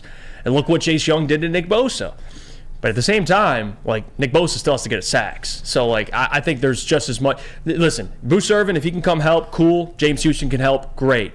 But at the same time, dude, this week especially, here's another week. Aiden, get a sack. Is that fair? That's fair, but because we've been waiting on it. Can we also agree that his edge rushing help is among the worst in the entire National Football League? Yeah, but hold on. But I didn't see that. And I brought this up, and I get what you're saying. But the reason why I don't go as far as to say he's great is because I think Max Crosby's great, and he has no help, and he's winning. He's dominating. Max Crosby's better right now. I think Montez Sweat is great because, hold on. He's better than Aiden now. Count the sacks, bro. Dude, let me just, and by the way, we could talk all day. Do we think the Bears' defensive line is elite? I mean, before Montez? No, answer the question. You know what? Yannick Ngakoue and DeMarcus Walker are better than anybody that the Lions have opposite Aiden DeMarcus Hutchinson. who? Walker. He's better than John Kaminsky, and I get it. The Lions have Lee McNeil. I understand that. And Yannick is a guy that you play on certain downs. He's not a guy you can play on every down. He's bad against the run. But my point is, even on run, regardless, even if he's out there or not, Montez has 2.5 sacks in 3 games. So the point I'm making is those guys can just make it happen. Like Aiden, I think he's his second year in the NFL. Like they're still learning. But he's coming along. I'm not gonna sit and say he's bad or anything like that. But to say he's having a great year and he's no. Okay, but gotta be objective. Can I say this though? And I believe that there's a lot of people in the chat, and I'm starting to think you too, Jeff Iafrate, the way you're talking, that literally think. And I think a lot of you are Michigan State people, by the way. Yes, I went there. Yeah, I went there. That think that quarterback pressures are the same things as fucking water breaks at this point. That's how you guys are talking right now. And it's absurd. It's obscene. I think quarterback hits are more important than pressures. Duh. I'm not an idiot. Okay. Obviously, hits are more important. So if we're going to rank it, it'd be sacks, quarterback hits, pressures, and you're holding on to PFF with pressures for him having a great year. Think about that for a second. I mean, so do you guys think he's having a sophomore slump? Are you talking? Is he a bust? See, you guys would have rather drafted Kayvon Thibodeau. I know it. That's all right. Yeah. Again, and Kayvon's having a very good year for the record. Hey, you don't have to go the opposite way. Just because I say he has to play better does not mean he's a bust. Like that. that doesn't work. No, it doesn't. That may have been a little bit of an overreaction. No, it was an overreaction. But man, he has to, dude. I'm telling you, like Aiden Hutchinson, there's just as much pressure on him. Like, if he, what does he have this season? 5.5 sacks. Yes. So when do you expect that to pick up? And I'm just genuinely asking. Like, what do you expect out of Aiden? I expect him. You know what? I will. Because I'm asking you. I'm asking you. I won't even say anything. I expect him, and you know what? Fine. If you want to hold me to this, that's fair. But for the record, this doesn't mean if he doesn't get to this, he's having a bad season. I expect double digits at the end of the year. But if you look back, so if he ends with 8.5, you're cool with it. If he ends with 8.5 and he's the number 5 ranked PFF edge rusher, yeah, I'm cool with it. Dude. Oh God. You're willing to sit there, look at 8.5 sacks. He's healthy all year, played in every game, and say, well, the PFF ranking is 6th, so he's having a great year. No, that's fine. It'll be a solid year, Flannel. Solid, yeah, but like great. I'm talking. I just told you Max Crosby. That's great. That's great. Maybe it was just unfair the expectation that we were having for him. Not really because the number 2 overall pick, but maybe it's just like maybe that year's next year. Well, and for the record, Max Crosby, Nick Bosa, guys like Micah Parsons, T.J. Watt, those guys Myles are great. Garrett, they're on a whole different level than Aiden Hutchinson. I will admit that. There you go. That's what we're all saying. Jeff was saying. All right, fine. I'll admit that. I define them as great. Yeah. Those guys are great. To say Aiden is great, I think is, and you say this all the time about Lions fans, defending their own and sticking up for their own. You're doing the exact same thing with Aiden. I know, but you're unwilling to give him criticism, and you can hate when people do that to Detroit players. I understand you hate that. But I'll just say this: there are a lot of people who are more willing to criticize Aiden Hutchinson than other players on the Lions. I'll give you the extra. I get that. People strictly and Neil's a good one because although I agree with some of his points, it sounds a lot of it like it's personal. But I'm not I'm telling you, like if he ends with 8.5 sacks, I'm just asking you. You think that's a fine year from Aiden Hutchinson? A great year. It's a from a guy you thought would get how many sacks this season? It's a very good year. It's okay, Mike. Fine. It's not a great year. It's a very good year. But people are gonna put him on bust alert if he does that. And people literally think, guys, let's do a chat poll. What's more? You don't actually have to do this. No, Lucas. we'll do it, Flannel. What do you want it to be? What's more impactful right now? Hutch quarterback pressures or Hutch water breaks? Oh my! That's literally what you guys are acting like. Come Stand on. there, Aiden Hutchinson. I dare you. Do the ultimate troll job ever and see how much they miss him. Yeah, and by the way, who farted? Hutch's second year has been better than Max Crosby's second season. So it's not saying he won't. He'll be a fine player. I just think those guys are on a different level. You agree with me, and that's how I don't do the elite, great, good. No, it's great, good, and mid, and then you're just ass cheeks. If you want, there's that. And if you want some insight into how I'm thinking, I was kind of using the whole like elite great. So maybe we're just having different scales, but he's not on like the upper echelon guys level. And I will admit that I've never like, you know who I think's not elite but is having a great season? Who's that? Josh Allen. And you know what? I'm not going to say he's Myles Garrett, but I think Josh Allen this year is having a damn good year. Is that fair? I think he's on track to be one of those guys. He is, but this year, that's my point, Sam. I think he's great. If you want to do the elite thing, I still wouldn't give Aiden great. Well, and for the record, and let me just say this because I said it on Friday after the game. Aiden Hutchinson, he's not on, I mentioned Micah Parsons, I mentioned Nick Bosa. Right now, I'll admit it, I can't call him even on Rashawn Gary's level at this point. He's not on Josh Allen's level. And would you say Rashawn Gary's elite?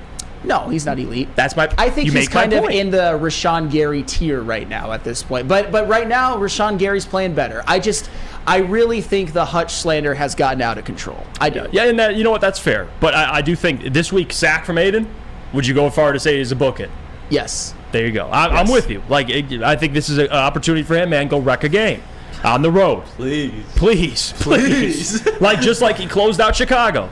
We need it. A lot of people think it's really useless, replace too. Which that was ridiculous. Yeah, the fact that people even thought that was useless. It was the end of the game. Yeah, that closed the game. If you actually think that, I can't share a country. Let's go to break here. When we come back, we're going to have a special guest joining the show via vMix. He's going to join us virtually to kind of give some insight to just what we've had to endure. I went on a rant yesterday about the Pistons. We're going to have Brandon Denton join us for about 10, 15 minutes. Just talk to us and get his thoughts. I mean, this man has had to go there and cover this team. So I want his insight on that. And then, of course, we'll get to the Michigan rankings. Those came out yesterday, where they're ranked in the country. That moving forward, all that stuff and more. And then we'll get to what's trending. And, of course, we'll get to mailbag. But before we do that, we got to hear about our friends from Big Boy. Let me tell you about them. Big Boy, winner in Detroit, is always better with comfort foods from Big Boy. How about breakfast? The stuffed potato pancakes are officially back. The new apple pie hotcakes are just too good to miss. Top it all off with a new gingerbread shake for dessert. Stop by your local Big Boy today.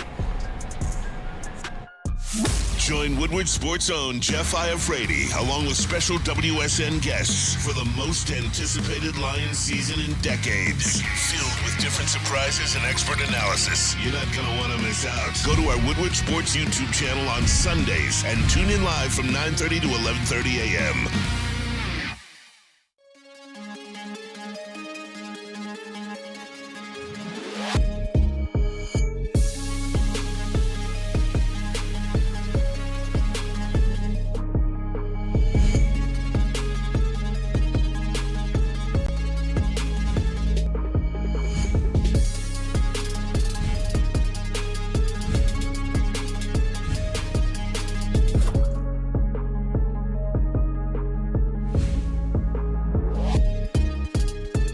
Your home is your most important asset.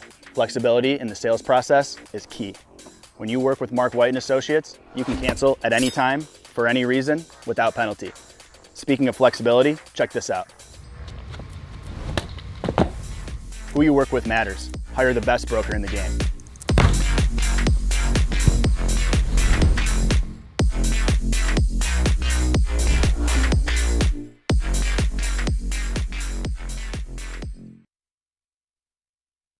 Now, coming to Woodward Sports, Woodward and Main Street, the Woodward Sports Network Detroit Lions Show. Let's go! Catch Gabrielle D. Phillips, Matt Broder, and Terry Foster for all the latest news on your Detroit Lions every week. Only on the Woodward Sports Network YouTube channel and woodwardsports.com.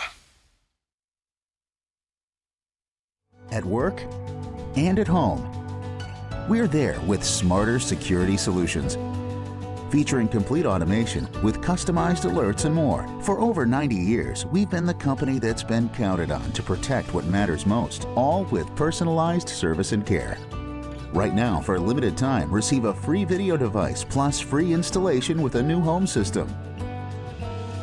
Guardian Alarm. We protect Michigan. Let's talk about outdoor. Yeah, that's all you have to live by right now is Jeremy Grant and some NBA champion posters. How you doing, Brandon? I'm doing good, man. I'm doing good. Thanks for having me on. Hold up. Always. You're good. He's muted. We'll get you here in 2 seconds. 2 seconds. All right, give us 1 sec, Brandon. We'll get you. Try now, Kool-Aid. Hey, can you hear me? There you go. All right, we got to figure it out. How you doing, Brandon? That's on me. But no, man, thanks for having me on as always. And I wish I could be there in studio, but got a lot going on in the personal life right now. And I'm grateful that you guys were able to accommodate this morning, man. Oh yeah, no problem, Brandon. Listen. I went off yesterday on the Detroit Pistons. I spoke my mind. I'm frustrated. I am. And people at this network know I've defended this team for a while. And listen, if I feel like things are going right, I will continue to defend them. And if I can see logic and I can see reasoning, I will defend them. But Brandon, I cannot defend 2-15. I cannot defend how this team is playing. I can't defend fans genuinely asking, what direction is this team going in? I can't defend that. But I want your perspective on this whole thing. The losing streak, what's been going on, Pistons Twitter, just on everything going on. Your takeaways from it and what the Pistons should do moving forward to keep fans bought in. I believe, Brandon, this trade deadline you could argue the most important trade deadline in modern day Pistons history. I believe that, because to keep fans bought in, something has to happen. Am I off on that? No, you're not off on that. And there's no defending the product that's on the floor. When your coach steps up to the table and then somebody has kind of with the leadership qualities of an Isaiah Livers, whether he's the best player or not, steps to the podium, and both of them are stating the hard work just wasn't there. The giving your 100% wasn't there. Having your brother's back wasn't there. Your effort was poor. That's not defendable at all on any level at all. The way that this season was supposed to go versus the way that the season is going right now is not anything that was intended, but it does rest at the feet of Troy Weaver. That's just where we're at right now. In terms of sensibility of it all, I do believe this, and I'm going to continue to say this, that the product currently on the floor is not mutually or exclusively tied to what they're doing with the rebuild overall. I do believe that if your main concern is about making sure that fans get in a seat and see a product right now that they can be comfortable with, that yes, you must do something at the trade deadline.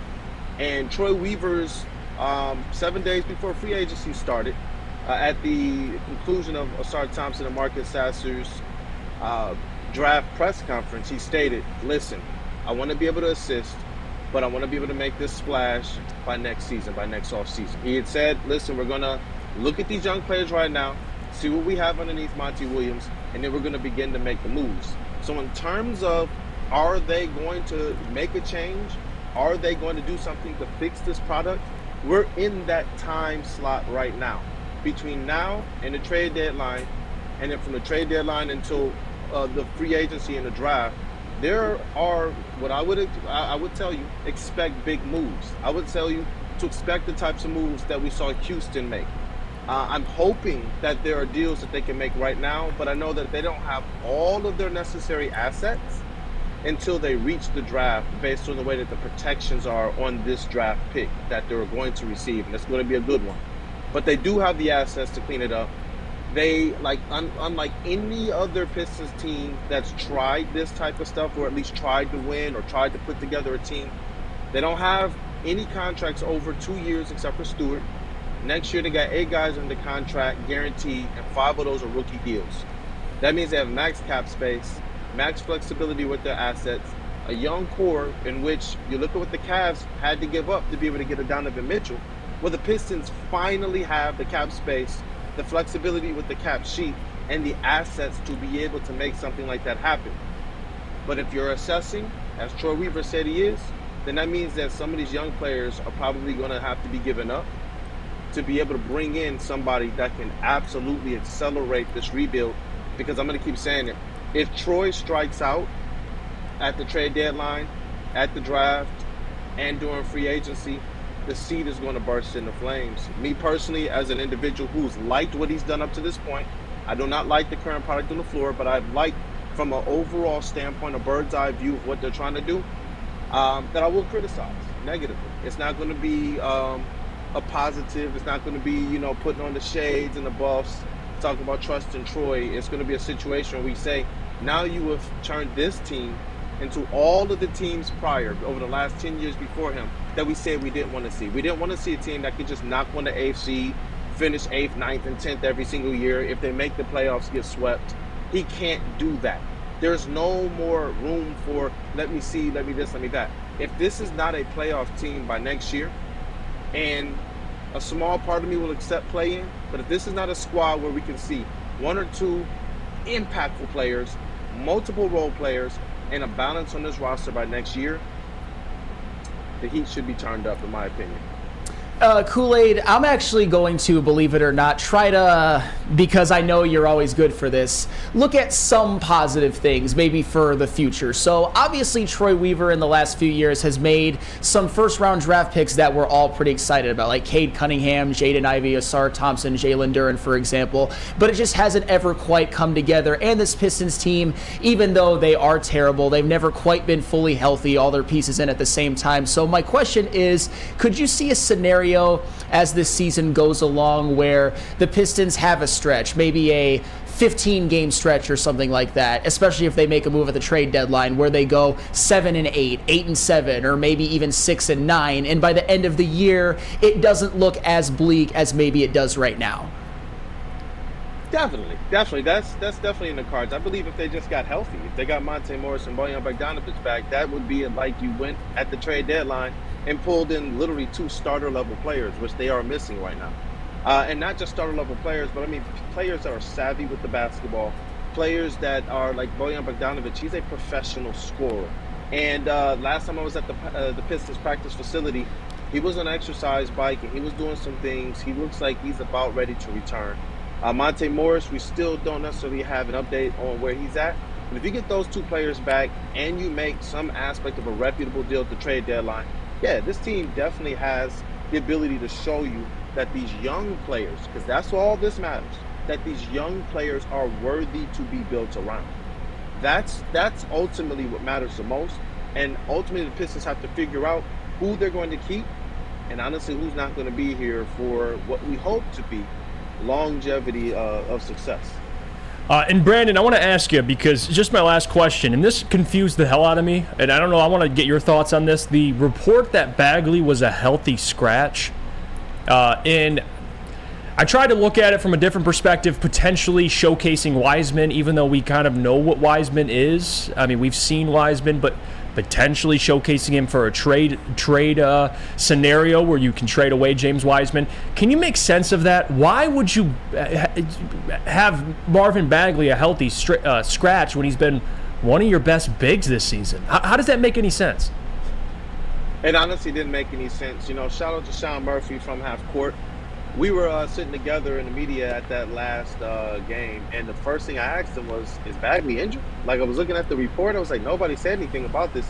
This is very, very weird, because we were a team that needed to be able to have the rebounds that he could bring and the inside presence. Nothing came easy offensively for the Pistons that night, and I believe it was because without a guy like Bagley in there and with Duren in early foul trouble, they weren't able to get the pick and roll working. Nobody had to worry about any aspect of rolling with the big, because James Wiseman is catching nobody's lobs. That's just the reality. Right. So it was a awkward thing to me. And then there's always the saying, whether a 2-14, 2-15 team, any changes that they're trying to make, how much do we question it? When Bagley's in there, we still lose. Bagley's not in there, we still lose. I personally would have played Bagley. I thought that they missed exactly what he brings to the table, especially when you think about the type of chemistry that he has with Cade Cunningham. That move didn't make sense. The only sensibility is this. Arn Tellem and both Troy Weaver have been in the practice facility a lot more lately. And when you see those two guys together, then you got to believe that there is stuff that's going on behind the scenes that we don't know. There's no aspect of Troy Weaver right now that's seeing what's going on, and he doesn't already know some of the moves that he has to make. He doesn't like that. He doesn't already know some of the players that he's going to have to part with. I don't believe that, and I say this kind of confidently, that Jaden Ivey is or not Jaden Ivey, but James Wiseman is a part of this future core, which means you're going to have to be able to showcase just a little bit with prospective teams who are talking about or thinking about making a deal with the Pistons. It's not that he will be the centerpiece of a deal, but when you're talking about moving off of some of these young players that have qualifying offers coming up, it behooves the Pistons to move off of players right now like Killian Hayes and like James Wiseman, or relinquish them, quickly going into free agency. But if you can get something for them now, even if it's a second-round pick, that's still better for the Pistons than if they just got the free agency, relinquished their rights to let go of the cap hold. So a little piece of me, it agrees with you that I believe he's being showcased, but I don't know if you do that in a game against the Wizards unless the showcasing is with the Wizards. Yeah. If it's for them. That's the only thing I can think of, is if it was like a Wizards team that they were already talking to who wanted to be able to get a closer look at who James Wiseman is, because it did not make any aspect of basketball sense to me at all. Yeah, it did not. Thanks for joining, Brandon. By the way, the voice of reason for the Detroit Pistons. You got a hell of a job, man, what you're doing out there. You do a great job. Listen, Woodward Sports is lucky to have you. And number one, I'm glad you're doing better. For those who don't know, just after last week, man, we were praying for you. I'm happy you're doing better. You look great. You look good, my man. I'm feeling good. I feel sore, but grateful, man. My family is healthy. Our baby in the belly is healthy. My wife was in the car with me, and for a little bit, we couldn't feel the baby. Ooh. But it's I was telling this to Rob Beard, man. It's a difference, man. When you start to, when there's people you care about, you start to be grateful about the things in your life so much more. And yeah. I'm grateful for my life right now, man. I really am, and I appreciate you all in my life as well. Yeah, absolutely. We love you, Love you, Brandon. Kool-Aid. You're the Love you, GOAT. Kool-Aid. For those who don't know, man, I would say the most underrated man at this network, Brandon Dent, a.k.a. Yes. Detroit Kool-Aid. Catch him, Detroit Kool-Aid on Twitter. All things Pistons. If you're not watching games, you at least want to keep an update on what they're doing. He's the guy you go to. Thanks, Brandon. Oh, yeah. We'll go to break here. Appreciate you all. And then when we come back, we'll listen. We're going to preview this rankings that just came out. A couple different college football playoff rankings. Michigan, where are they at in the country? We'll talk about that when we come back. But first, we got to hear about our friends from Guardian Alarm. Of course. It's a new year. Let Guardian Alarm offer you customized solutions from real experts. Our professional technicians take the time to recommend security and automation solutions specific to your needs. 24/7 professional monitoring. Calls anytime, day or night, and know that a Guardian team member will stay on the phone as long as needed. Technology backed by people. Your safety and security deserves technology that's been proven to work and people have been proven to care. Call 1-800-STAY-OUT. Stay out! That's 1-800-STAY-OUT. Guardian Alarm, your local security experts. Come hang with the Woodward Sports Crew all throughout football season on Saturdays and Sundays. Join our college football and Detroit Lions live watch parties. Inside the 5, caught, end zone, touchdown Detroit Lions! With money on the line, featuring different special guests and surprises. Start times will vary depending on the game. Only on our Woodward Sports YouTube channel. Stop searching for a vehicle and start finding one. Les Stanford Chevrolet Cadillac makes it easy. We harness the power of multiple dealerships and own the biggest selection of GM brands in the area to get you the car you need. With the Les Stanford Group, you'll have access to 4 different dealerships, providing you with more makes, more models, and more choices. We're connected to more than 1,000 vehicles, and with so many high-quality CPO vehicles available, you'll find new car quality at pre-owned prices. You can start and end your search at lesstanford.com today. Now, coming to Woodward Sports, Woodward and Main Street, the Woodward Sports Network Detroit Lions show. Let's go! Catch Gabrielle D. Phillips, Matt Broder, and Terry Foster for all the latest news on your Detroit Lions every week. Only on the Woodward Sports Network YouTube channel and woodwardsports.com.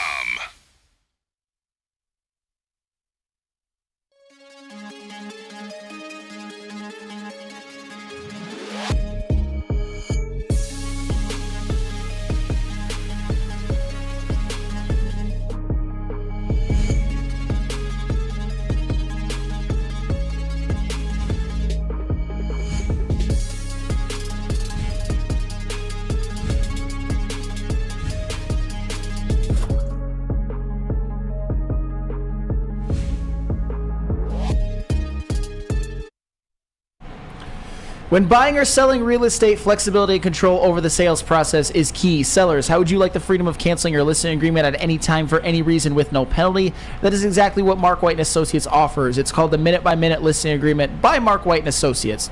Try Mark White's risk-free minute-to-minute listing agreement today. Looking to buy or sell real estate? Visit markwhitesells.com or call 248-290-8242. markwhitesells.com, where flexibility meets success. We're back. It's the Morning Woodward Show here on the Woodward Sports Network. College football ranking is out. Get to see where Michigan's ranked. There's the graphic. Thanks for that, Lucas. College football playoff top 25. Coming in number 1. Same as last year. Georgia, 12-0. Led by Carson Beck. Do or die. Do or die. Number 2 in the country right now, Michigan. I think rightfully so. They come in at number 2 after a big win over Ohio State. Number 3, Washington, the undefeated Washington that actually takes on Oregon in the Pac-12 championship game. Which, by the way, this is an interesting scenario because if Oregon beats them, now you got 2 teams that are 12-1. Now things get interesting. And then you got Florida State coming in on the last seed, and they face Louisville, which honestly could be a loss. And that's, I think the top 2 teams, Georgia and Michigan, guaranteed, Sam. 3 and 4 are going to be interesting because you have a lot of different scenarios. What if Alabama beats Georgia? Yeah, I was going to say, is Georgia guaranteed one? Because, this is as obvious as the grass is green, but Michigan, out of all of these 4 teams, has by far the easiest conference championship game matchup. I mean, Georgia's got Alabama. Florida State without Jordan Travis has Louisville, a Louisville team which just lost to Kentucky, by the way. But Florida State, if they have no Jordan Travis, which they won't, it's a wild card. And Washington, of course, has Oregon, who I think most of us expect Oregon to actually beat Washington. Bounce back. Because Washington, I'll tell you what, they haven't looked that impressive lately, and Michael Penix is playing play has slipped a little bit. They've narrowly escaped Arizona State and Washington State at home, whereas Oregon has just continued to look more and more dominant. Bo Nix continues to look like maybe the front runner for the Heisman. Bucky Irving's a hell of a running back, and they've got. I think they're more physical on the offensive and defensive line than Washington. So there is a lot. It could end up like this. I think if they all go undefeated, that will be what the Final Four will look like. But I think Washington will lose, and I think Georgia and Florida State at this point. I'd still put Georgia as the favorite over Alabama, but Georgia and Florida State versus their respective opponents, it's closer to being a pick'em than not. I'll just say that. I think Oregon's a top 3 team in the country right now. I would agree. Because you put them at 5, cool, awesome. They have a chance to beat Washington, which I think they will. And they're going to jump up to that top 3 spot. Now, like you said, will depend on how, even if Georgia loses to Alabama, I don't think they should be knocked for it. And I'll ask you about the Ohio State stuff, because even though Ohio State, let's say they win their next game, which not win their next game, but they're 11-1. Michigan beats Iowa. What do you do with Ohio State? Their only loss is to Michigan. If you're going to play the neutral field stuff, I think there's still teams up on the top 6 that Ohio State could beat. Oh yeah. So I think Oregon's going to be number 3. I think I think Florida State is going to lose this weekend. So the top 3 to me is pretty locked in. That 4th spot gets interesting because you got Washington, you got Ohio State, you got Alabama. If they beat Georgia, now things get interesting. Sam Flannel. I think that 4th spot, you could argue a couple different teams. I mean, there are a million different scenarios, because if Washington beats Oregon, Oregon's out. I don't think Washington will win, but it's still Washington. They're still undefeated Washington. You still got the Michael Penix to Robo Dudze combination, which is absolutely lethal. And if Georgia beats Alabama, Alabama's gone, because that would mean Alabama and Oregon both have 2 losses. And at that point, that's tough, because you also have to factor in Texas, who is also heavy favorites in their conference championship game against Oklahoma State, who I think, besides for Ollie Gordon, is a pretty mid team. So I think there is absolutely a scenario, as much as I hate this, where Ohio State backdoors their way in, just like they did last year. And that would make me absolutely sick to my stomach. But at the same time, I mean, they still only have 1 loss, and they still have 2 very quality wins at Notre Dame and home versus Penn State. They're a good team. I hope that it sets up to where Ohio State doesn't make it. And I mean, Lucas, would you be upset if Ohio State doesn't get in, or are you kind of just like they don't deserve it? They don't deserve, and I would be upset, because it's just Ryan Day getting another chance that he doesn't get, or doesn't deserve, I should say, and that's what happened last year. Yeah. And it's just I'm. As an Ohio State fan, I'm not the biggest Ohio State slappy in the world, but it's almost like offensive to the other teams around the nation, in my opinion. Like, you don't send in Kyle McCord to the college football playoff. You don't. You don't do that. I will say this. I think Ohio State, let's say Texas wins, and that would put them officially on the season. With their 1 loss being at Alabama. No, Oklahoma. They beat Bama. That's right. Yeah, no, my fault. Where I was going with that, Sam, is I could argue Ohio State. But then Texas has a win over Alabama. So that's where it gets tricky. Does Texas jump? And Texas should? Yeah, they beat fucking Bama. I think, yeah, see, that's where it gets tricky, because if Alabama beats Georgia and Texas wins, what do you do with that? Because Alabama would have the best win, but Texas beat Alabama.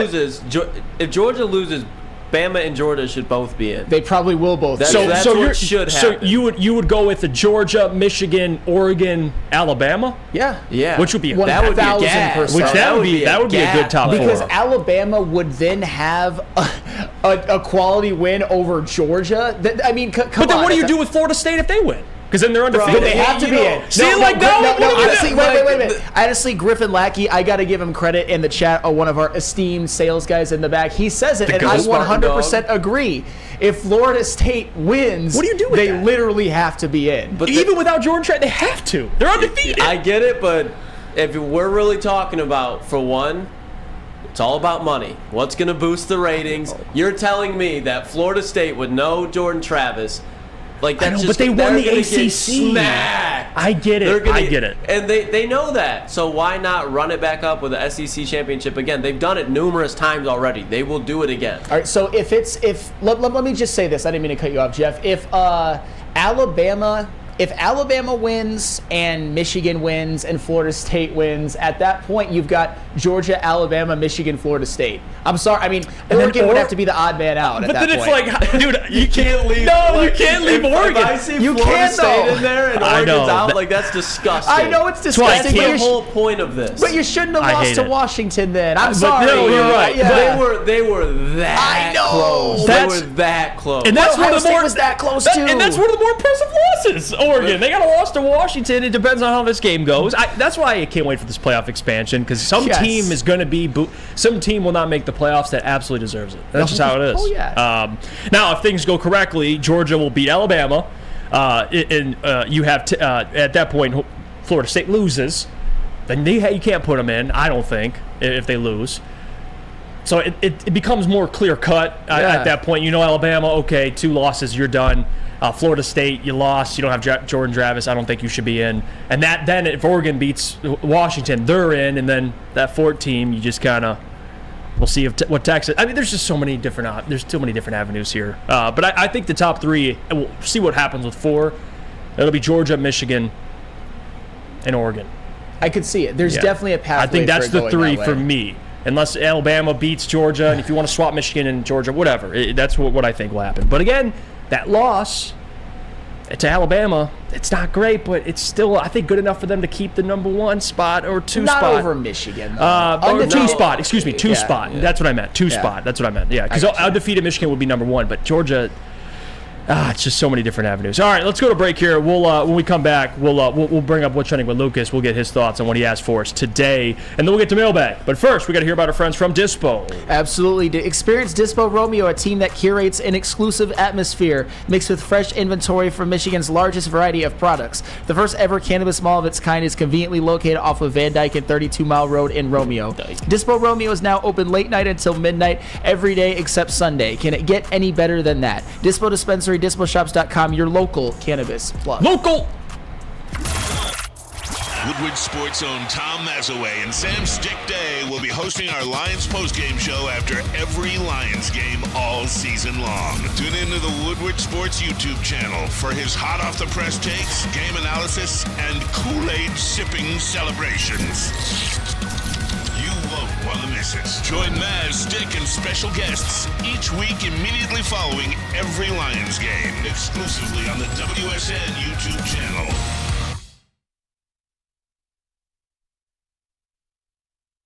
Come to Lady Jane's for an award-winning haircut experience and register for a once-in-a-lifetime opportunity to win an all-expenses-paid suite for the 2024 NCAA tournament for you and 5 of your best buds. Lady Jane's open 7 days a week. Walk in anytime. It's wicked awesome. Join Woodward Sports' own Jeff Iafrate, along with special WSN guests for the most anticipated Lions season in decades. Filled with different surprises and expert analysis. You're not going to want to miss out. Go to our Woodward Sports YouTube channel on Sundays and tune in live from 9:30 to 11:30 a.m.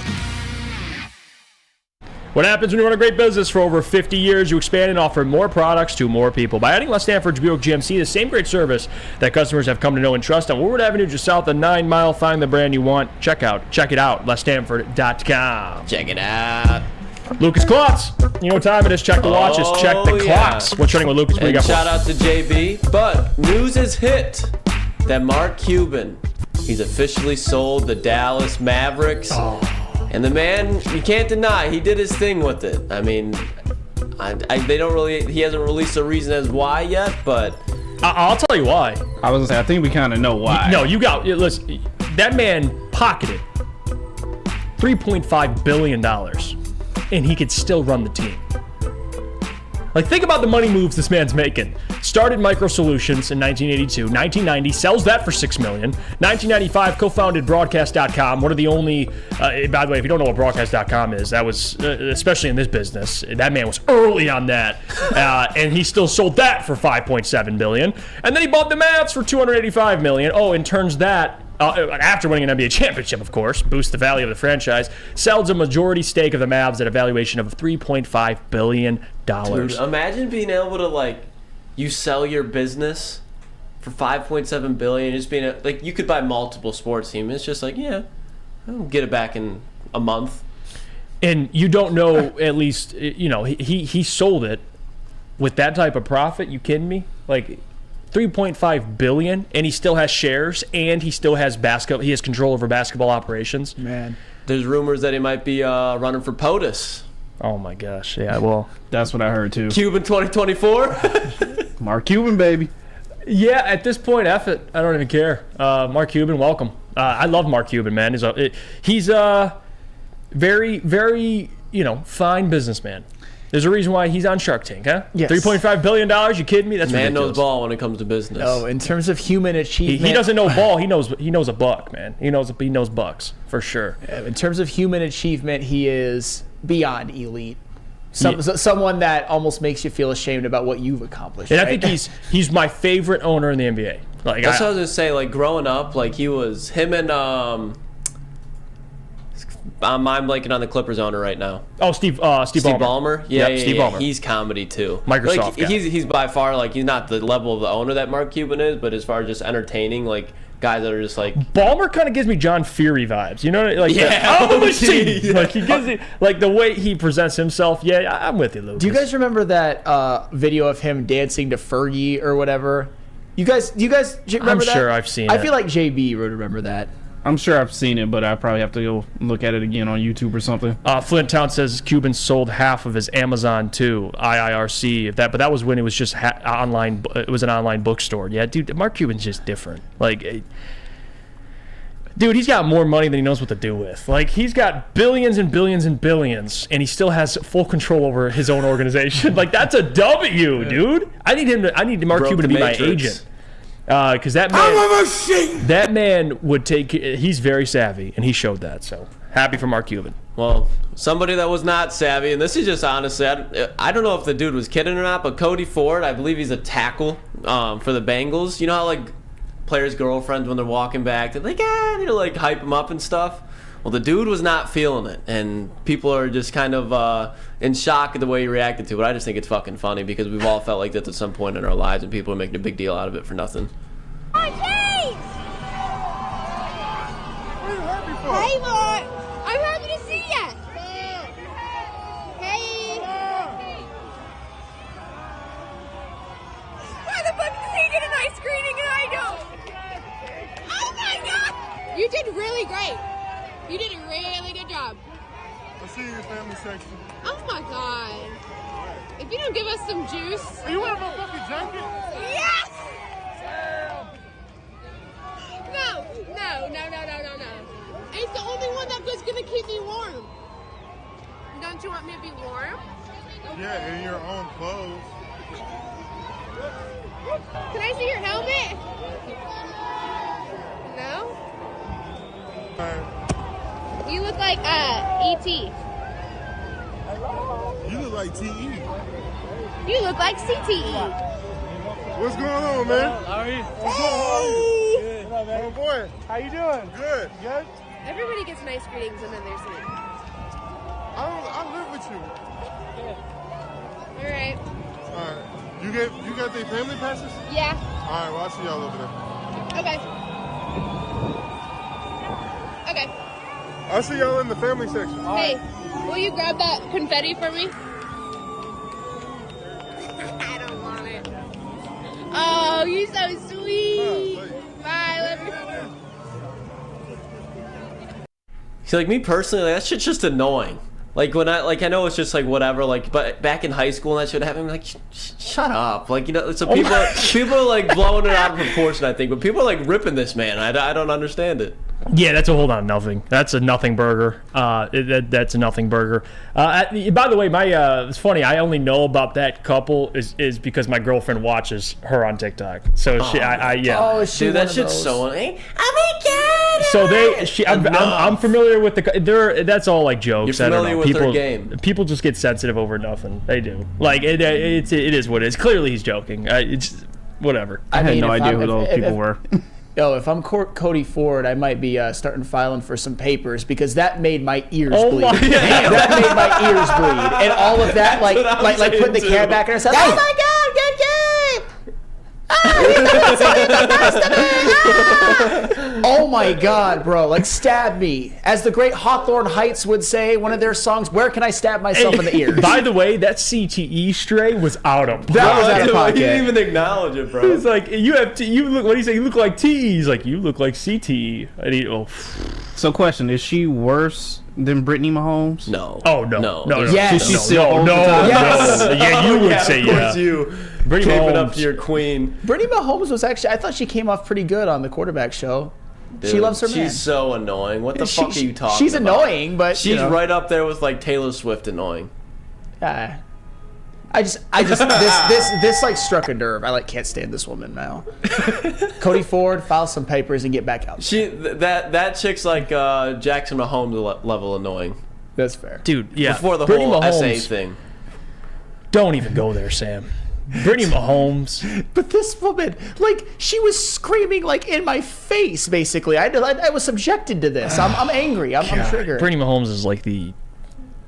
I'm sure she's a cool human being, but what we see, man, she's annoying. That is what I think about Brittany. Like more annoying than that video times 10. That's just how I feel. And then throw Jackson Mahomes in there, and I'm jumping off the side of a building. All right, let's go to break here. We'll get to mailbag. That video, man, that just, jeez, yeah, my ears kind of hurt from that too. All right, let's go to break. But first, we got to hear about our friends from Lady Jane's. Lady Jane's, yes. Why did I actually... Sam would let Brittany Mahomes cut his hair. Hey, I don't know about that. She's probably not qualified, but I let the wonderful stylist at Lady Jane's cut my hair on the regular because they give me this A+ haircut, and you can come to Lady Jane's Haircuts for Men for an award-winning haircut experience. Register to win a trip of your dreams and all expenses paid suite for the 2024 NCAA tourney. That's right, no expense spared for you and 5 of your best buds. Lady Jane's Haircuts for Men open 7 days a week. Walk in anytime. It's wicked awesome. Join Woodward Sports' own Jeff Iafrate, along with special WSN guests for the most anticipated Lions season in decades. Filled with different surprises and expert analysis. You're not going to want to miss out. Go to our Woodward Sports YouTube channel on Sundays and tune in live from 9:30 to 11:30 a.m. Where's the most convenient place to get that big fitness energy? It's Planet Fitness. Join today for just $1 down, $10 a month. With over 2,400 locations and equipment for every workout, you can get in, get energized, and get going. And with free fitness training and most clubs open 24 hours, everyone belongs in the judgment-free zone. So join today for $1 down, $10 a month, no commitment, cancel anytime.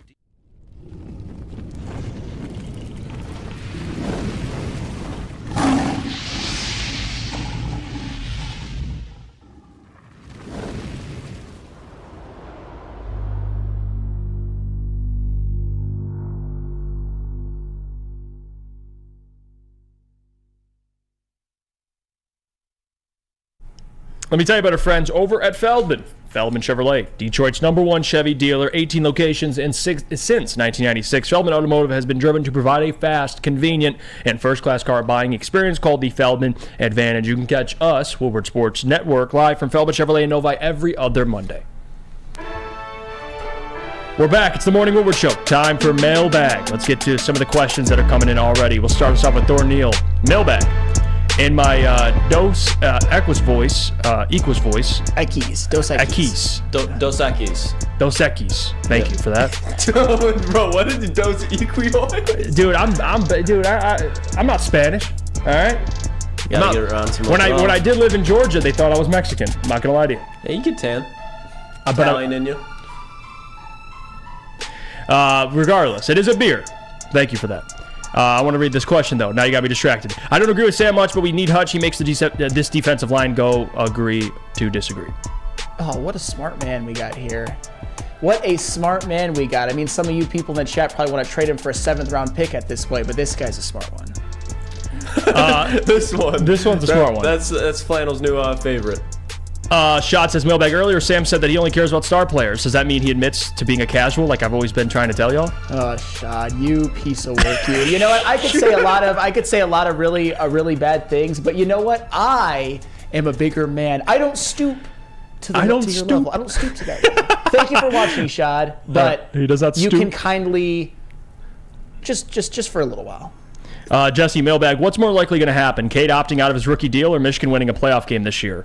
Woodward Sports, second, over under 2.5 wins for Pistons before New Year's. Oh, wow. Okay, that's a loaded question. Number one, I would say, what's more likely to happen? Michigan winning a playoff game. There we go. So, and then the second question, over under 2.5 wins for Pistons before New Year's Eve. I'll hit the over. They'll have 3. They'll have 3. Sure? I'm taking the under on that one. I'm going to go 3. Do you think they're like Charlotte Bobcat level right now, Jeff? No, because that team, well, on paper, if you look at the record, they're on track to be them, the Charlotte Bobcats, but that team was like... Did they have Kemba yet? Yes, I think they did. I think that was rookie or that was rookie Kemba. But that was a bad team. But hey, I mean, what I got to say? I mean, this team stinks right now record-wise, so, can't say nothing about that. But yeah, record-wise, I think you're onto something. Justin Rogers says Montez Sweat has 7 sacks his rookie year and 9 his second year. Hutch will be fine. Yes, he will. What was Montez drafted? I'm actually just I don't remember. I think late first round. I think. Interesting. Zach says, "Oh my."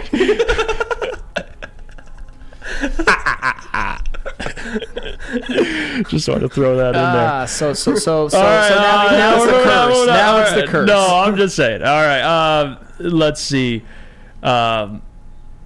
Jesse says, "What's more likely going to happen?" And here's another one: Taysom Hill scoring on Campbell Malcolm, or Tom Gore showing up to LCA. Okay, I'm not reading that. Jesus, dude. Who was it?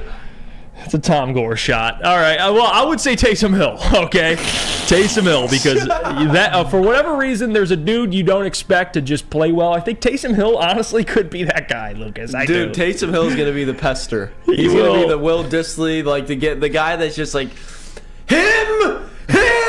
Like he's like that's gonna be Taysom Hill this week, especially with Chris Olave. Might be like, I'm sure he'll be, if he plays he'll be full go, but there's a chance that he doesn't. Shaheed's gonna be limited.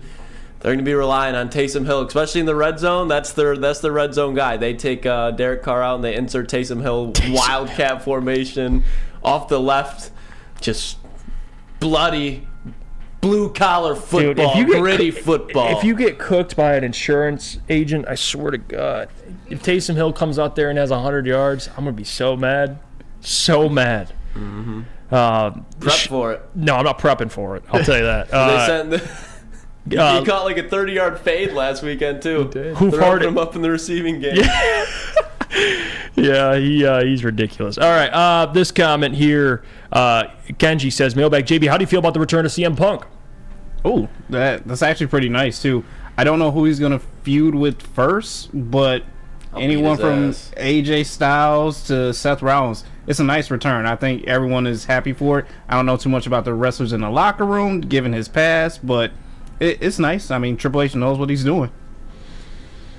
Shot says, Mailbag, why are Pistons fans acting like Weaver hasn't done anything for the fans, like trading Bay, Grant Plumlee? That's what they all wanted. Well, yeah, I mean, trading Bay, I'm not as mad about the Bay. I know people bring it up now. If you watch Sadiq Bay in Detroit, like, dude. This fucking guy, I swear. What? But I'm just saying about the Sadiq thing. People, Sadiq Bay. You ain't paying that guy $20 million, dude. Like, and he's a liability on defense. The fact that Shad defends the Pistons is the least shocking thing in the world. I swear to God. He'll defend the Pistons, but he'll crap on every single player that I like. It's literally obscene.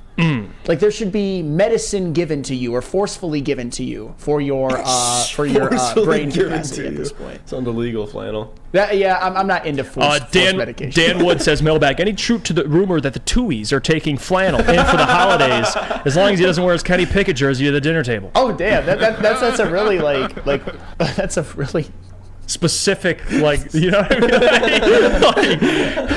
You can't wear your kid. Do you even defend Kenny Pickett? I don't even remember. I definitely Kenny Pickett. I do not love Kenny Pickett. Kenny Pickett guy, huh? But I am not a Kenny Pickett guy. But I mean, they did have a very positive effect on the life of Michael Oher, so maybe they could have a positive effect on my life. Flannel, game on the line. Death beam pointed at the universe. Who are you taking to win 2 minute? No, we'll say 45 seconds left. No timeouts. You just got to get a field goal. Jimmy Garoppolo or Kenny Pickett? Kenny Pickett. Okay. I know, Was right? that a test? I don't understand. I'm just seeing. I would go Kenny Pickett too. Okay. I would. Yeah. Kenny Pickett or Ryan Tannehill? Kenny Pickett. Yeah, this version of Ryan Tannehill, I'll go Kenny Pickett. Dude, I he just fell want off to get a the temperature of the cliff. Kenny Now, Pickett 2 waters. years ago, Ryan Tannehill? 3 years When ago? he had A.J. Brown and Derrick Henry was rolling, and Arthur Smith just knew to run the ball every play, and somehow they got Arthur Smith the head coaching job in Atlanta. Okay, I didn't need the extra. All right, but you are correct. You are correct. Ryan's reaction, I wanted to read his comment. He says, I'll miss you, Lucas. Ryan's reaction. Oh, shout out Ryan. Yeah, I'll miss you too, guys. Yeah, Ryan's a real one. I'll be in the chat, though. Don't you worry. I'll be mixing in. Justin says, mailbag to the Pistons, miss Stan Van Gundy. All right, we're getting out of here. That's more than Troy Weaver ever did. No, yeah, the GM. Yeah, okay. Let's get out of here. Appreciate you guys for joining the show. Again, we had a great show, and I can't wait, man. More to come this week. We'll get more into the intricacies, the details, all that stuff tomorrow and Friday for the Lions game. John Macroon will be joining us tomorrow. You guys know what time it is. Thursdays with John Macroon. He'll break down the game, the doc. Can't wait for that. Do or die. Do or die. He'll be doing that. He'll be joining us. And then Friday, we'll have a great show previewing the weekend. Man, it's going to be a great week. Don't forget, Big D Energy 11 to 1. Yeah, I shout them out. I don't know. I shouldn't do that, but I do because I'm a good guy. Big D Energy 11 to 1. D-Mac and Neil Rule if they decide to show up. And then Ermanni and Edwards with Maz 2 to 4 following them as well. Heavyweights 5 to 7. And, of course, Woodward Nights 8 p.m. to 10 p.m. Check them out.